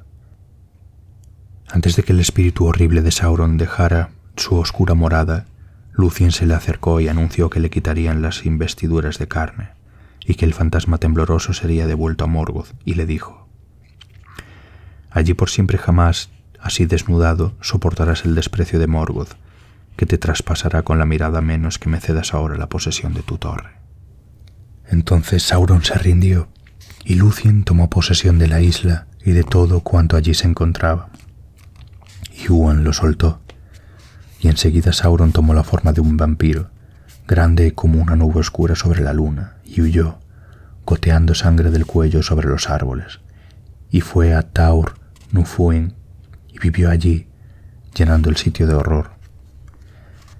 Entonces Lúthien se irguió sobre el puente y declaró su poder, y el encantamiento que unía piedra con piedra se deshizo, y los portones se derrumbaron, y los muros se abrieron, y los fosos quedaron vacíos, y muchos esclavos y cautivos salieron con asombro y turbación, protegiéndose los ojos de la pálida luz de la luna, pues habían pasado mucho tiempo sumidos en la oscuridad de Sauron. Pero Beren no salió. Por tanto, Huan y Lúthien lo buscaron en la isla, y Lúthien lo encontró doliéndose junto a Felagund. Beren estaba tan angustiado que no se movió y no oyó los pasos de ella. Entonces, creyéndolo ya muerto, Lúthien lo abrazó y cayó en un negro olvido.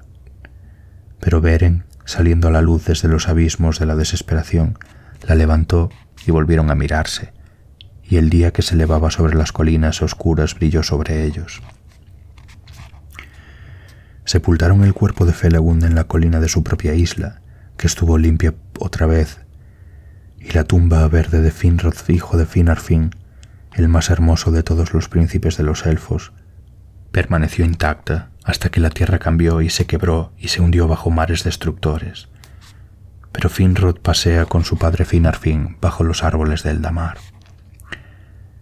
Ahora bien, Beren y Lúthien Tinuviel estaban otra vez libres y juntos recorrían los bosques. Recobrada por un tiempo la alegría, y aunque llegó el invierno, a ellos no los dañó, porque las flores no se marchitaban por donde andaba Lúthien, y los pájaros cantaban al pie de las colinas vestidas de nieve. Pero Huan, que era fiel, volvió a la casa de Celegorm. Sin embargo, el amor que los unía ya no fue tan grande. Hubo un tumulto en Nargothrond, porque allí se reunieron muchos elfos que habían sido prisioneros en la isla de Sauron, y se levantó un clamor que las palabras de Celegorm no lograron apaciguar. Lamentaban amargamente la caída del rey Felagund y decían que una doncella se había atrevido a lo que no se habían atrevido los hijos de Fëanor. Pero muchos advirtieron que era la traición antes que el miedo lo que había guiado a Celegorm y Curufin. Así ocurrió que los habitantes de Nargothrond ya no se sintieron obligados a obedecerles y volvieron otra vez a la casa de Finarfin y sirvieron a Orodreth. Pero él no permitió que dieran muerte a otros hermanos, como deseaban algunos, porque el derramamiento de sangre de parientes por parientes haría que la maldición de Mandos pesara aún más sobre todos ellos. No obstante, ni pan ni descanso concedió a Celegorm y a Curufin dentro del reino, y juró que en adelante habría poco amor entre Nargothrond y los hijos de Fëanor. Así sea, dijo Celegorm, y hubo una luz de amenaza en sus ojos, pero Curufin sonrió. Entonces montaron a caballo y se alejaron deprisa como el fuego, al encuentro, si les era posible, de los hermanos del Este. Pero nadie quiso acompañarlos, ni siquiera los que eran de su propio linaje, porque todos advirtieron que la maldición pesaba sobre los hermanos y que el mal los seguía. En este tiempo Celebrimbor, el hijo de Curufin, repudió las acciones de su padre y se quedó en Nargothrond, pero Huan iba siempre detrás del caballo de Celegorm. Cabalgaron hacia el norte, pues estaban impacientes e intentaban pasar a través de Dimbar y a lo largo de las fronteras septentrionales de Doria, en busca del camino más rápido a Himrig, donde vivía Maedhros, el hermano de ellos, y tenían aún la esperanza de ir por ese camino, pues estaba cerca de las fronteras de Doriath, evitando Nan Dungorceb y la lejana amenaza de las montañas del terror. Ahora bien, se dice que Beren y Lúthien fueron de un lado a otro hasta que llegaron al bosque de Brethil y se acercaron por fin a los confines de Doriath. Entonces Beren recordó el juramento. En contra de él mismo resolvió que cuando Lúthien llegara otra vez a la seguridad de su propia tierra, él se pondría de nuevo en camino. Pero ella no estaba dispuesta a volver a separarse y dijo: «Tienes que elegir, Beren, entre dos cosas: abandonar la misión y tu juramento y llevar una vida errante sobre la faz de la tierra, o mantener tu palabra y desafiar el poder entronizado de la oscuridad. Pero por cualquiera de esos caminos yo te seguiré, y nuestra suerte será la misma». Mientras conversaban juntos de estas cosas, andando sin hacer caso de nada más, Celegorm y Curufin llegaron deprisa cabalgando por el bosque, y los hermanos los vieron y los reconocieron desde lejos. Entonces Celegorm dio media vuelta y espoleó al caballo hacia Beren, con la intención de atropellarlo. Pero Curufin se volvió de pronto e inclinándose alzó a Lúthien sobre la montura, pues era un jinete fuerte y hábil. Entonces Beren saltó de delante de Celegorm y al caballo de Curufin, que pasaba rápido junto a él, y el salto de Beren alcanzó renombre entre hombres y elfos. Aferró a Curufin por la garganta desde atrás, y echándose de espaldas cayeron juntos al suelo. El caballo se encabritó y rodó, pero Lúthien fue arrojado a un lado sobre la hierba. Entonces Beren empezó a estrangular a Curufin, pero la muerte se le acercaba, pues Celegorm cabalgaba hacia él con una espada en alto. En ese momento Huan olvidó que servía a Celegorm y le saltó encima, de modo que el caballo se volvió y no quiso acercarse a Beren por miedo al gran perro de caza. Celegorm maldijo al perro y al caballo, pero Huan no se alteró. Entonces Lúthien se incorporó e impidió la muerte de Curufin. Beren, sin embargo, lo despojó de pertrechos y armas y le sacó el cuchillo a Angrist, que le colgaba sin vaina a un costado. Ese cuchillo había sido hecho por Telchar de Norgrod y atravesaba el hierro como si fuera madera verde. Entonces Beren, alzando a Curufin, lo empujó lejos y le ordenó que volviera a reunirse con su noble parentela, y quizás allí le enseñarían a dedicarse a empresas de mayor valor. «Me quedo con tu caballo», le dijo, «para servicio de Lúthien, y puede considerarse dichoso de librarse de amo semejante». Entonces Curufin maldijo a Beren bajo las nubes y el cielo. «Vete de aquí», le dijo, «y que encuentres una muerte pronta y amarga». Celegorm lo puso junto a él sobre la montura, y los hermanos se prepararon para alejarse. Y Beren se volvió y no les prestó atención, pero Curufin, lleno de vergüenza y malicia, tomó el arco de Celegorm y disparó mientras avanzaban, y la flecha estaba destinada a Lúthien. Huan saltó y la atrapó con la boca, pero Curufin disparó otra vez, y Beren saltó delante de Lúthien, y el dardo lo hirió en el pecho. Se cuenta que Huan persiguió a los hijos de Fëanor y que ellos huyeron atemorizados, y al volver le trajo a Lúthien una hierba del bosque, y con esa hoja ella restañó la herida de Beren y por medio de sus artes y de su amor lo curó, y así, por fin, volvieron a Doriath. Allí Beren, desgarrado entre el juramento y su amor, y sabiendo que ahora Lúthien estaba a salvo, se levantó una mañana antes de que el sol asomara y la encomendó al cuidado de Huan. Luego partió con una gran angustia mientras ella aún dormía sobre la hierba. Cabalgó rápido otra vez hacia el norte, hacia el paso del Sirion, y al llegar a los bordes del Taur Nufuin, miró a través del yermo de Anfang-Uglith y vio a lo lejos los picos de Thangorodrim. Allí soltó al caballo de Curufin y le dijo que abandonara miedo y servidumbre y que corriera libre por la hierba verde en las tierras del Sirion. Entonces, encontrándose solo y en el umbral del último peligro, compuso la canción de la partida en alabanza de Lúthien y de las luces del cielo, porque creía que había llegado el momento de despedirse del amor y de la luz. De esa canción forman parte estas palabras: Adiós, dulce tierra y cielo del norte, benditos para siempre, pues aquí yació y aquí corrió con miembros ligeros bajo la luna, bajo el sol, Lúthien Tinúbiel, tan bella que ninguna lengua mortal puede decirlo, aunque cayese en ruinas todo el mundo y se deshiciera, arrojado de vuelta, desvanecido en el viejo abismo, aunque así fue bueno que se hiciese, el crepúsculo, el alba, la tierra, el mar, para que Lúthien fuera por un tiempo. Y cantó en voz alta, sin cuidarse de que alguien pudiera oírlo, pues estaba desesperado y no encontraba modo de escapar.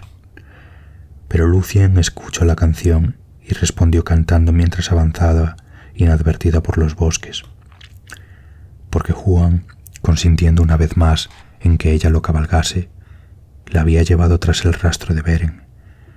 Mucho había reflexionado Huan en algún recurso que alejara del peligro a esos dos a quienes amaba.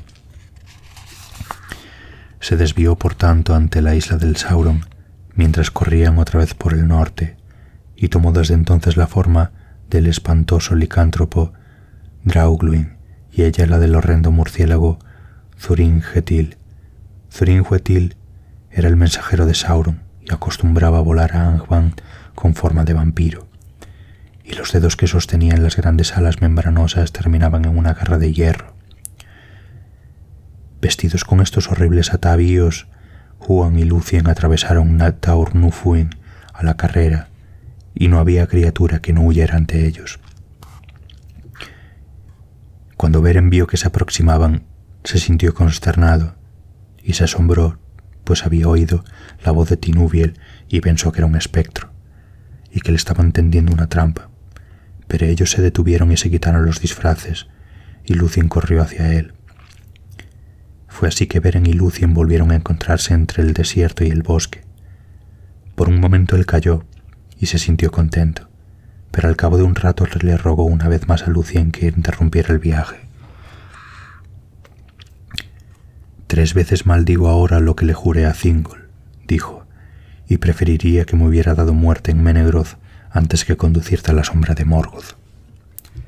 Entonces, por segunda vez, Huan habló con palabras y aconsejó a Beren diciendo: ya no puedes salvar a Lúthien de la sombra de la muerte, porque por amor se ha sometido a ella.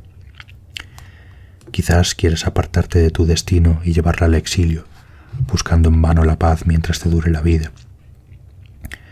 Pero si no reniegas de tu destino, entonces por fuerza Lúthien habrá de morir sola, y desafiará contigo el destino que te aguarda, desesperanzado pero no seguro. No tengo más consejos para ti, ni tampoco de seguir tu camino, pero mi corazón predice que encontrarás algo entre las puertas y que yo lo veré. Todo lo demás me es oscuro. No obstante, puede que nuestros 3 caminos lleven de vuelta a Doriath y que volvamos a vernos antes del fin. Entonces Beren advirtió que Lúthien no podía ser apartada del destino que se les había impuesto, y ya no trató de disuadirla. Por consejo de Huan y las artes de Lúthien, tomó entonces la forma de Draugluin, y ella la del horror al lado de Thurin-Wethil. Beren tenía todo el aspecto de un licántropo, excepto los ojos. en los que brillaba un espíritu sombrío, pero limpio. Y hubo horror en su mirada cuando vio junto a él una criatura semejante a un murciélago que se le aferraba al lomo con unas alas arrugadas. Entonces, aullando bajo la luna, descendió a saltos por la colina, y el murciélago giraba y revoloteaba sobre él. Pasaron por todos los peligros hasta que, luego del largo y fatigoso camino, llegaron cubiertos de polvo al valle terrible que se extiende ante las puertas de Angband. Junto al camino se abrían unas grietas negras por donde asomaban unas serpientes ondulantes. Los acantilados se levantaban a un lado y a otro como muros fortificados. Ante ellos estaba el portal inexpugnable, un arco ancho y oscuro al pie de la montaña. Por encima de él se alzaba un risco de 1000 pies de altura.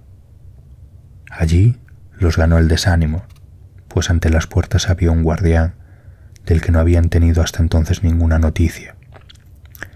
A Morgoth le habían llegado rumores sobre no sabía qué designios de los príncipes de los elfos, y siempre se oían en las veredas del bosque los aullidos de Huan, el gran perro de guerra, que hacía mucho había soltado los Valar. Entonces Morgoth recordó el hado de Huan y escogió a uno de los cachorros de la raza de Draugluin y lo alimentó de su propia mano con carne viviente y puso en él su poder. El lobo creció deprisa hasta que no pudo arrastrarse dentro de ningún cubil y yacía enorme y hambriento a los pies de Morgoth. Allí el fuego y la angustia del infierno entraron en él y desarrolló un espíritu devorador, atormentado, terrible y fuerte. Carcaroth, Fauces Rojas, se lo llamó en la historia de aquellos días. Y Anfauglir, las quijadas de la sed. Y Morgoth lo tenía despierto a las puertas de Angband por temor que Huan viniera. Ahora bien, Carcaroth los vio a lo lejos y titubeó, porque la noticia de la muerte de Draugluin había llegado a Angband hacía ya mucho tiempo. Por tanto, cuando se acercaron les cerró el paso y les ordenó que se detuvieran, y se les acercó con aire amenazante, oliendo algo extraño en el aire de alrededor. Pero de pronto, algún poder ancestral, heredado de la raza divina, poseyó a Lúthien y, despojándose del inmundo disfraz, avanzó, pequeña ante el poderoso Carcaroth, pero radiante y terrible. Levantó la mano y le ordenó que durmiera, diciendo: «Oh espíritu engendrado de dolor, cae ahora en la oscuridad y olvida por un momento el espantoso destino de la vida». Y Carcaroth cayó como herido por el rayo. Entonces Beren y Lúthien atravesaron el portal y descendieron las escaleras laberínticas, y juntos llevaron a cabo la más grande de las hazañas jamás intentada por hombre o por elfo alguno. Porque llegaron hasta el trono de Morgoth en el más profundo de los recintos, un palacio sostenido por el horror, iluminado por el fuego y repleto de armas de tormento y muerte. Allí Beren se escabulló en forma de lobo bajo el trono, pero Lúthien perdió el disfraz por voluntad de Morgoth, que le clavó la mirada. Y ella no se amilanó, dijo cómo se llamaba y ofreció cantar ante él a la manera de un trovador. Entonces Morgoth, al ver la belleza de Lúthien, concibió pensamientos de una malvada lujuria y un designio más oscuro que ninguno que hubiese albergado en el corazón desde que huyera de Valinor. Así fue burlado por su propia malicia, porque la observaba, dejándola libre por un rato, complaciéndose secretamente en sus propios pensamientos. Entonces de súbito ella escapó a los ojos de Morgoth y empezó a cantar desde las sombras una canción de tan sobrecogedora belleza y de un poder tan encegador que él no pudo dejar de escucharla, y se quedó ciego y volvía los ojos a un lado y a otro buscando a Lúthien. Toda la corte yacía ahora adormilada, y todos los fuegos vacilaron y se extinguieron, pero los Silmarils en la corona de Morgoth refulgieron de pronto como las llamas blancas, y el peso de la corona y de las joyas le dobló la cabeza, como si sobre ella llevara el mundo, cargado con un peso de inquietud, de dolor y de deseo que ni siquiera la voluntad de Morgoth podía soportar. Entonces Lúthien, sosteniéndose el vestido al lado, saltó al aire y su voz descendió como la lluvia sobre los lagos, profunda y oscura. Echó la capa ante los ojos de Morgoth y lo sumió en un sueño, tenebroso como el vacío exterior por el que una vez él había andado solo. De pronto Morgoth cayó, como un monte que se derrumba, y arrojado como el rayo fuera del trono quedó postrado boca abajo sobre los suelos del infierno. La corona se le soltó de la cabeza y rodó retumbando. Todo estaba quieto alrededor. Como una bestia muerta, Beren yacía en el suelo, pero Lúthien lo despertó tocándolo con la mano, y él se sacó el disfraz de lobo y esgrimió el cuchillo Angrist, y de las garras de hierro que lo sostenían quitó uno de los Silmarils. Cuando lo tuvo en la mano cerrada, el resplandor le atravesó la carne y la mano se le convirtió en una lámpara encendida, pero la joya no se resistió y no le hizo daño. A Beren se le ocurrió entonces que iría más allá de lo exigido por el juramento y que se llevaría de Angband las 3 joyas de Fëanor. Pero no era ese el destino de los Silmarils. El cuchillo Angrist se partió y un fragmento de la hoja hirió a Morgoth en la mejilla. Morgoth gruñó y se agitó, y todas las huestes de Angband se movieron en sueños. Entonces el terror ganó a Beren y a Lúthien, y huyeron, despavoridos y sin disfraces, solo deseando ver la luz una vez más. No fueron estorbados ni perseguidos, pero las puertas cerraban la salida, porque Carcaroth había despertado y estaba ahora erguido de cólera sobre el umbral de Angband. Antes de que se dieran cuenta, él los vio y les saltó encima mientras corrían. Lúthien estaba agotada y no tuvo tiempo ni fuerza para rechazar al lobo, pero Beren la cubrió con el cuerpo y en la mano derecha sostuvo en alto el Silmaril. Carcaroth se detuvo y por un instante tuvo miedo. «Vete y corre», gritó Beren, «porque he aquí un fuego que te consumirá y junto contigo a todas las criaturas malvadas». Y puso el Silmaril ante los ojos del lobo. Pero Carcaroth miró la joya sagrada y no se acobardó, y el espíritu devorador que tenía dentro despertó en un fuego súbito, y abriendo las fauces mordió de pronto la mano de Beren y la arrancó de la muñeca. En ese momento una llama de angustia le ardió en las entrañas, y el Silmaril le quemó la carne maldita. Aullando, huyó delante de ellos, y los muros del Valle de las Puertas retumbaron con el clamor atormentado de Carcaroth. Tan terrible se volvió en su locura que todas las criaturas de Morgoth que moraban en ese valle o que andaban por los caminos que allí conducen huyeron lejos, porque mataba a toda criatura viviente con que tropezara, e irrumpió desde el norte llevando la ruina sobre el mundo.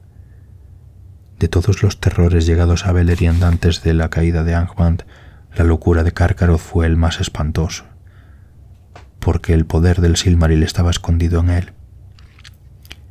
Ahora bien, Beren yacía desmayado junto a las peligrosas puertas, y la muerte se le acercaba, porque había veneno en los colmillos del lobo. Lúthien extrajo con los labios el veneno, y aún desfalleciente intentó restañar la espantosa herida. Pero detrás y en los abismos de Angband crecía el rumor de una gran cólera. Las huestes de Morgoth habían despertado. Fue así que la búsqueda del Silmaril pudo haber terminado en ruina y desesperación. Pero en ese momento aparecieron sobre los muros del valle 3 aves poderosas. Volaban hacia el norte, con las alas más rápidas que el viento. Todas las bestias y aves tenían ya noticia del viaje y del apuro de Beren, y el mismo Huan les había pedido que le ayudaran vigilando. Altas por sobre el reino de Morgoth, volaron Thorondor y las otras águilas. Al ver la locura del lobo y la caída de Beren bajaron deprisa, al tiempo que los poderes de Angband despertaban de las faenas del sueño. Entonces alzaron a Lúthien y a Beren de la tierra y los llevaron allá arriba entre las nubes. Bajo ellos de pronto retumbó el trueno, rebotaron los rayos y temblaron las montañas. Zangorodrim echó fuego y humo, y unas centellas llameantes fueron arrojadas muy lejos, y cayeron arruinando los campos. Y los Noldor en Hithlum se estremecieron, pero Thorondor seguía un camino muy alto sobre la tierra en busca de los senderos celestes, donde el sol brilla todo el día sin velos y la luna se mueve en medio de estrellas sin nubes.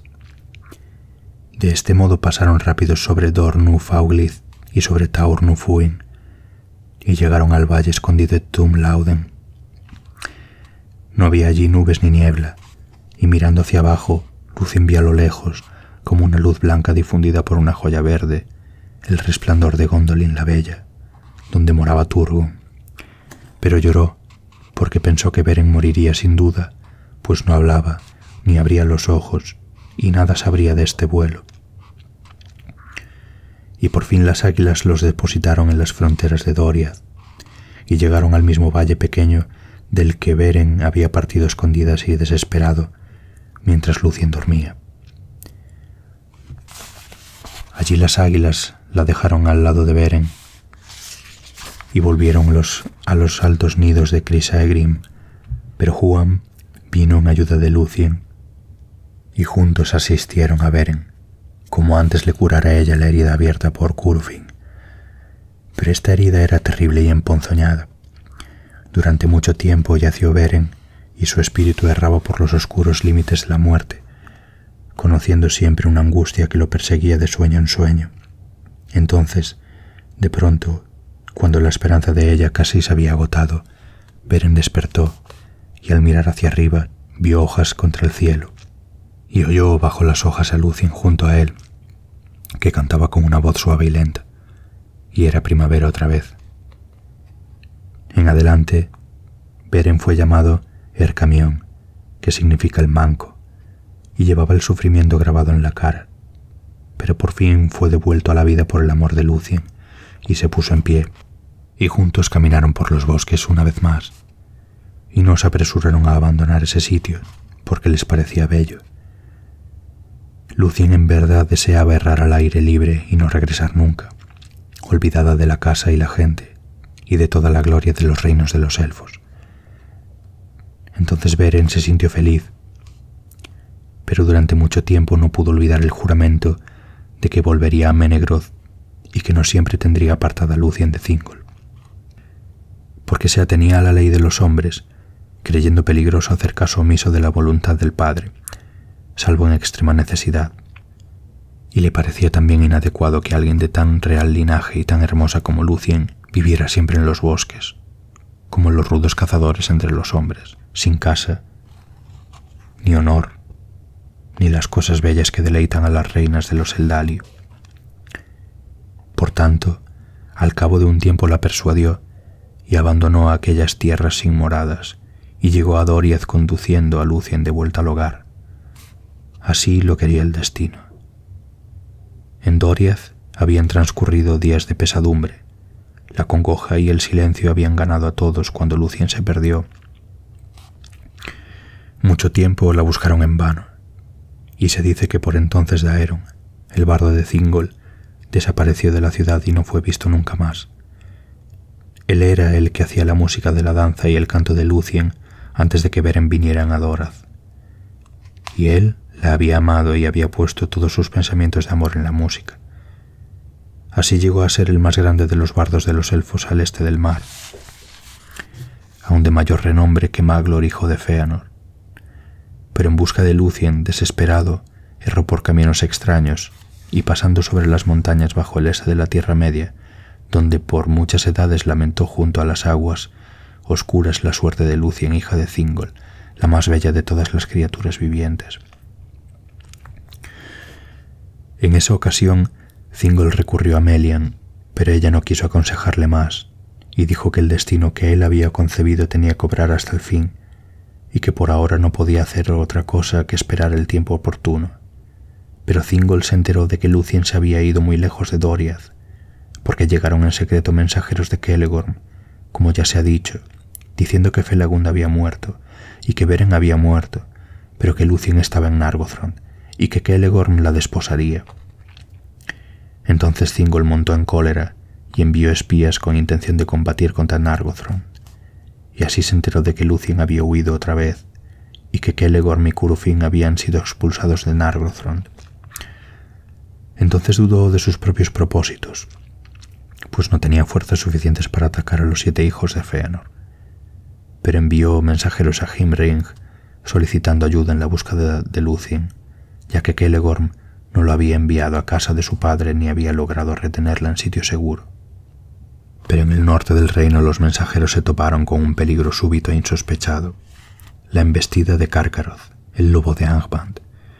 En su locura había venido furioso desde el norte, y pasando por el lado oriental de Taurnufuin, descendió desde las fuentes de Lesgalduin como un fuego destructor. Nada lo estorbaba, y el poder de Melian en los límites de la tierra no lo detuvo, porque lo empujaba el destino y el poder del Silmaril que lo atormentaba dentro. Así irrumpió en los bosques de Doriath, y todos huyeron aterrados. De los mensajeros solo escapó Mablung, principal capitán del rey, y fue él quien llevó las terribles nuevas a Thingol.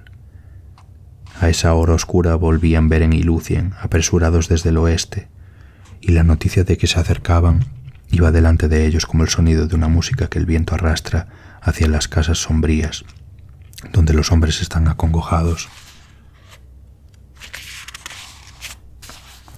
Llegaron por fin a las puertas de Menegroth y una gran multitud los seguía.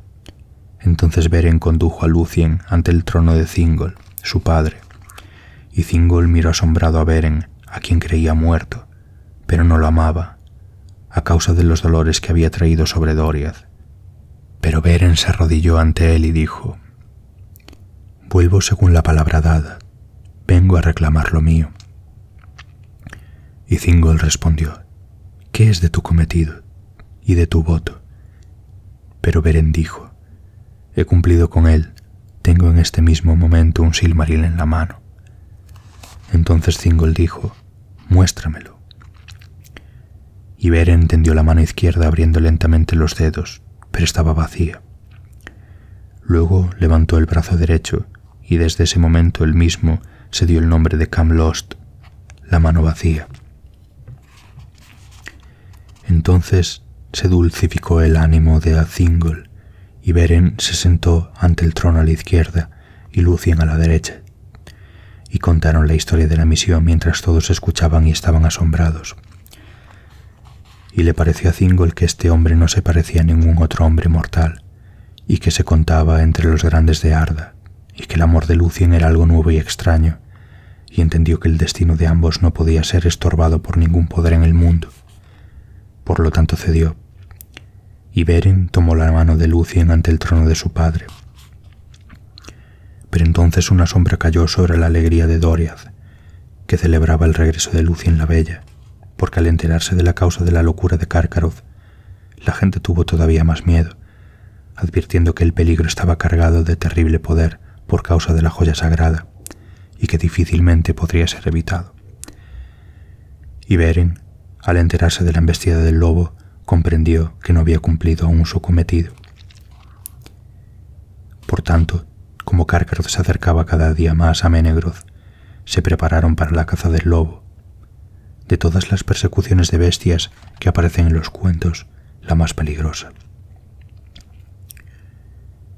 A esa cacería fueron Huan, el perro de Valinor, y Mablung, el de la mano pesada, y Vele Harcofirme, y Beren Ercamion, y Thingol, rey de Doriath. Cabalgaron en la mañana y cruzaron el río Esgalduin, pero Lúthien se quedó atrás en las puertas de Menegroth. Una sombra oscura la cubrió y le pareció que el sol había enfermado y se había vuelto negro. Los cazadores giraron hacia el este y luego hacia el norte, y siguiendo el curso del río encontraron por fin a Carcharoth el lobo en un valle oscuro.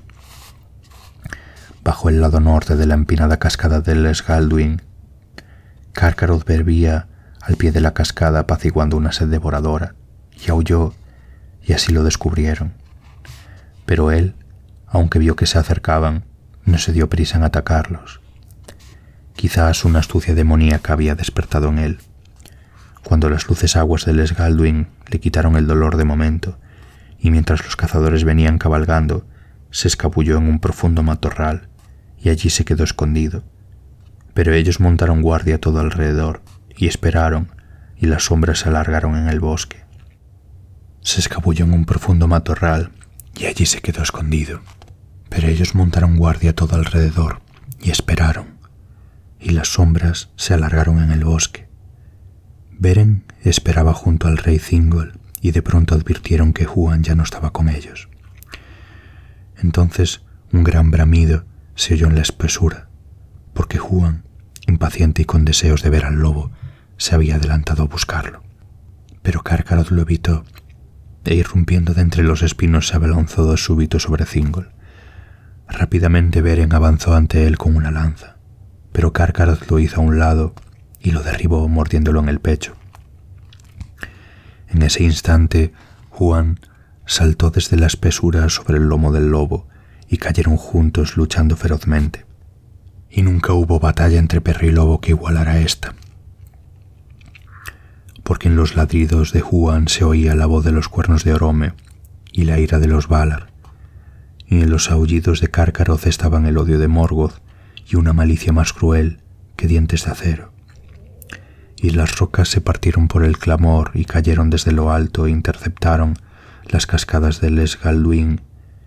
Allí lucharon a muerte, pero Thingol no hacía ningún caso, porque se había arrodillado junto a Beren al ver que estaba malherido.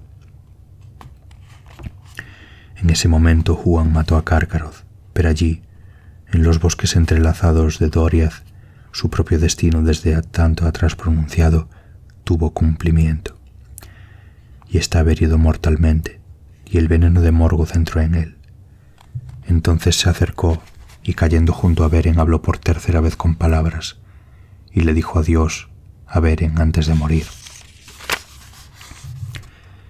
Beren no habló, pero puso su mano sobre la cabeza del perro, y así se despidieron. Mablung y Beleg acudieron deprisa en ayuda del rey, pero cuando vieron lo sucedido, arrojaron a un lado las lanzas y lloraron. Luego Mablung sacó un cuchillo y abrió el vientre del lobo, y por dentro parecía todo consumido, como si hubiera sido abrasado con fuego, aunque la mano de Beren que sostenía la joya estaba todavía intacta. Pero cuando Mablung iba a tocarla, la mano desapareció, y el Silmaril estaba allí desnudo, y las sombras del bosque retrocedían con la luz. Entonces Mablung, rápido y con miedo, la tomó y la puso en la mano viva de Beren, y Beren se reanimó con el contacto del Silmaril, y lo sostuvo en alto, y le pidió a Thingol que lo recibiera. Ahora, dijo, mi misión está cumplida, y mi destino ha sido forjado. Y ya no habló nada más. Cargaron a Beren Camlost, hijo de Barahir, sobre una litera de ramas con Huan, el perro lobo, a su lado. Y cayó la noche antes de que hubieran regresado a Menegroth. A los pies de Hirilorn, la gran haya, Lúthien le salió al encuentro andando lentamente, y algunos llevaban antorchas junto a la litera. Allí abrazó a Beren y lo besó, pidiéndole que la esperara más allá del mar occidental, y él la miró a los ojos antes de que el espíritu lo abandonara. Pero la luz de las estrellas desapareció, y la oscuridad cayó aún sobre Lúthien Tinúbiel. Así terminó la búsqueda del Silmaril, mas la balada de Leithien, liberación del cautiverio, no termina.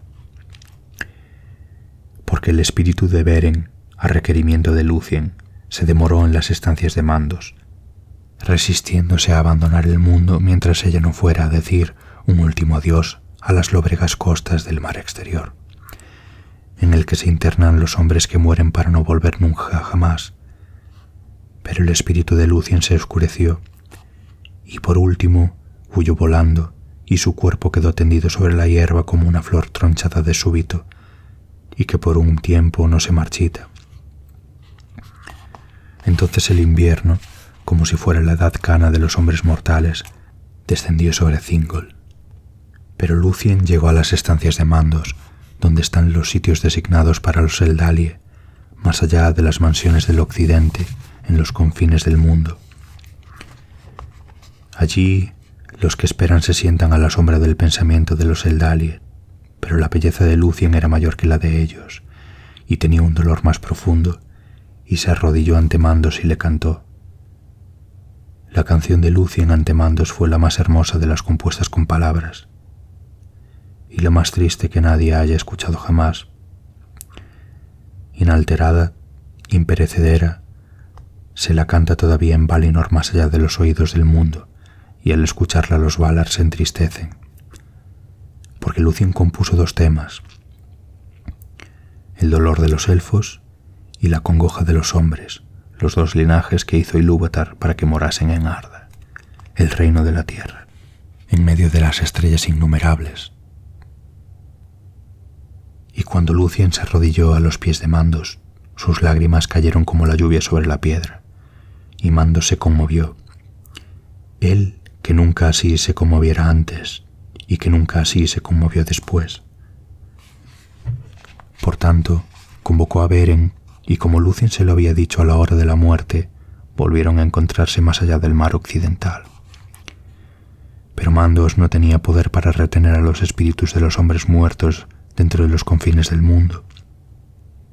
Después de que esperaran un tiempo, ni podía cambiar el destino de los hijos de Ilúvatar.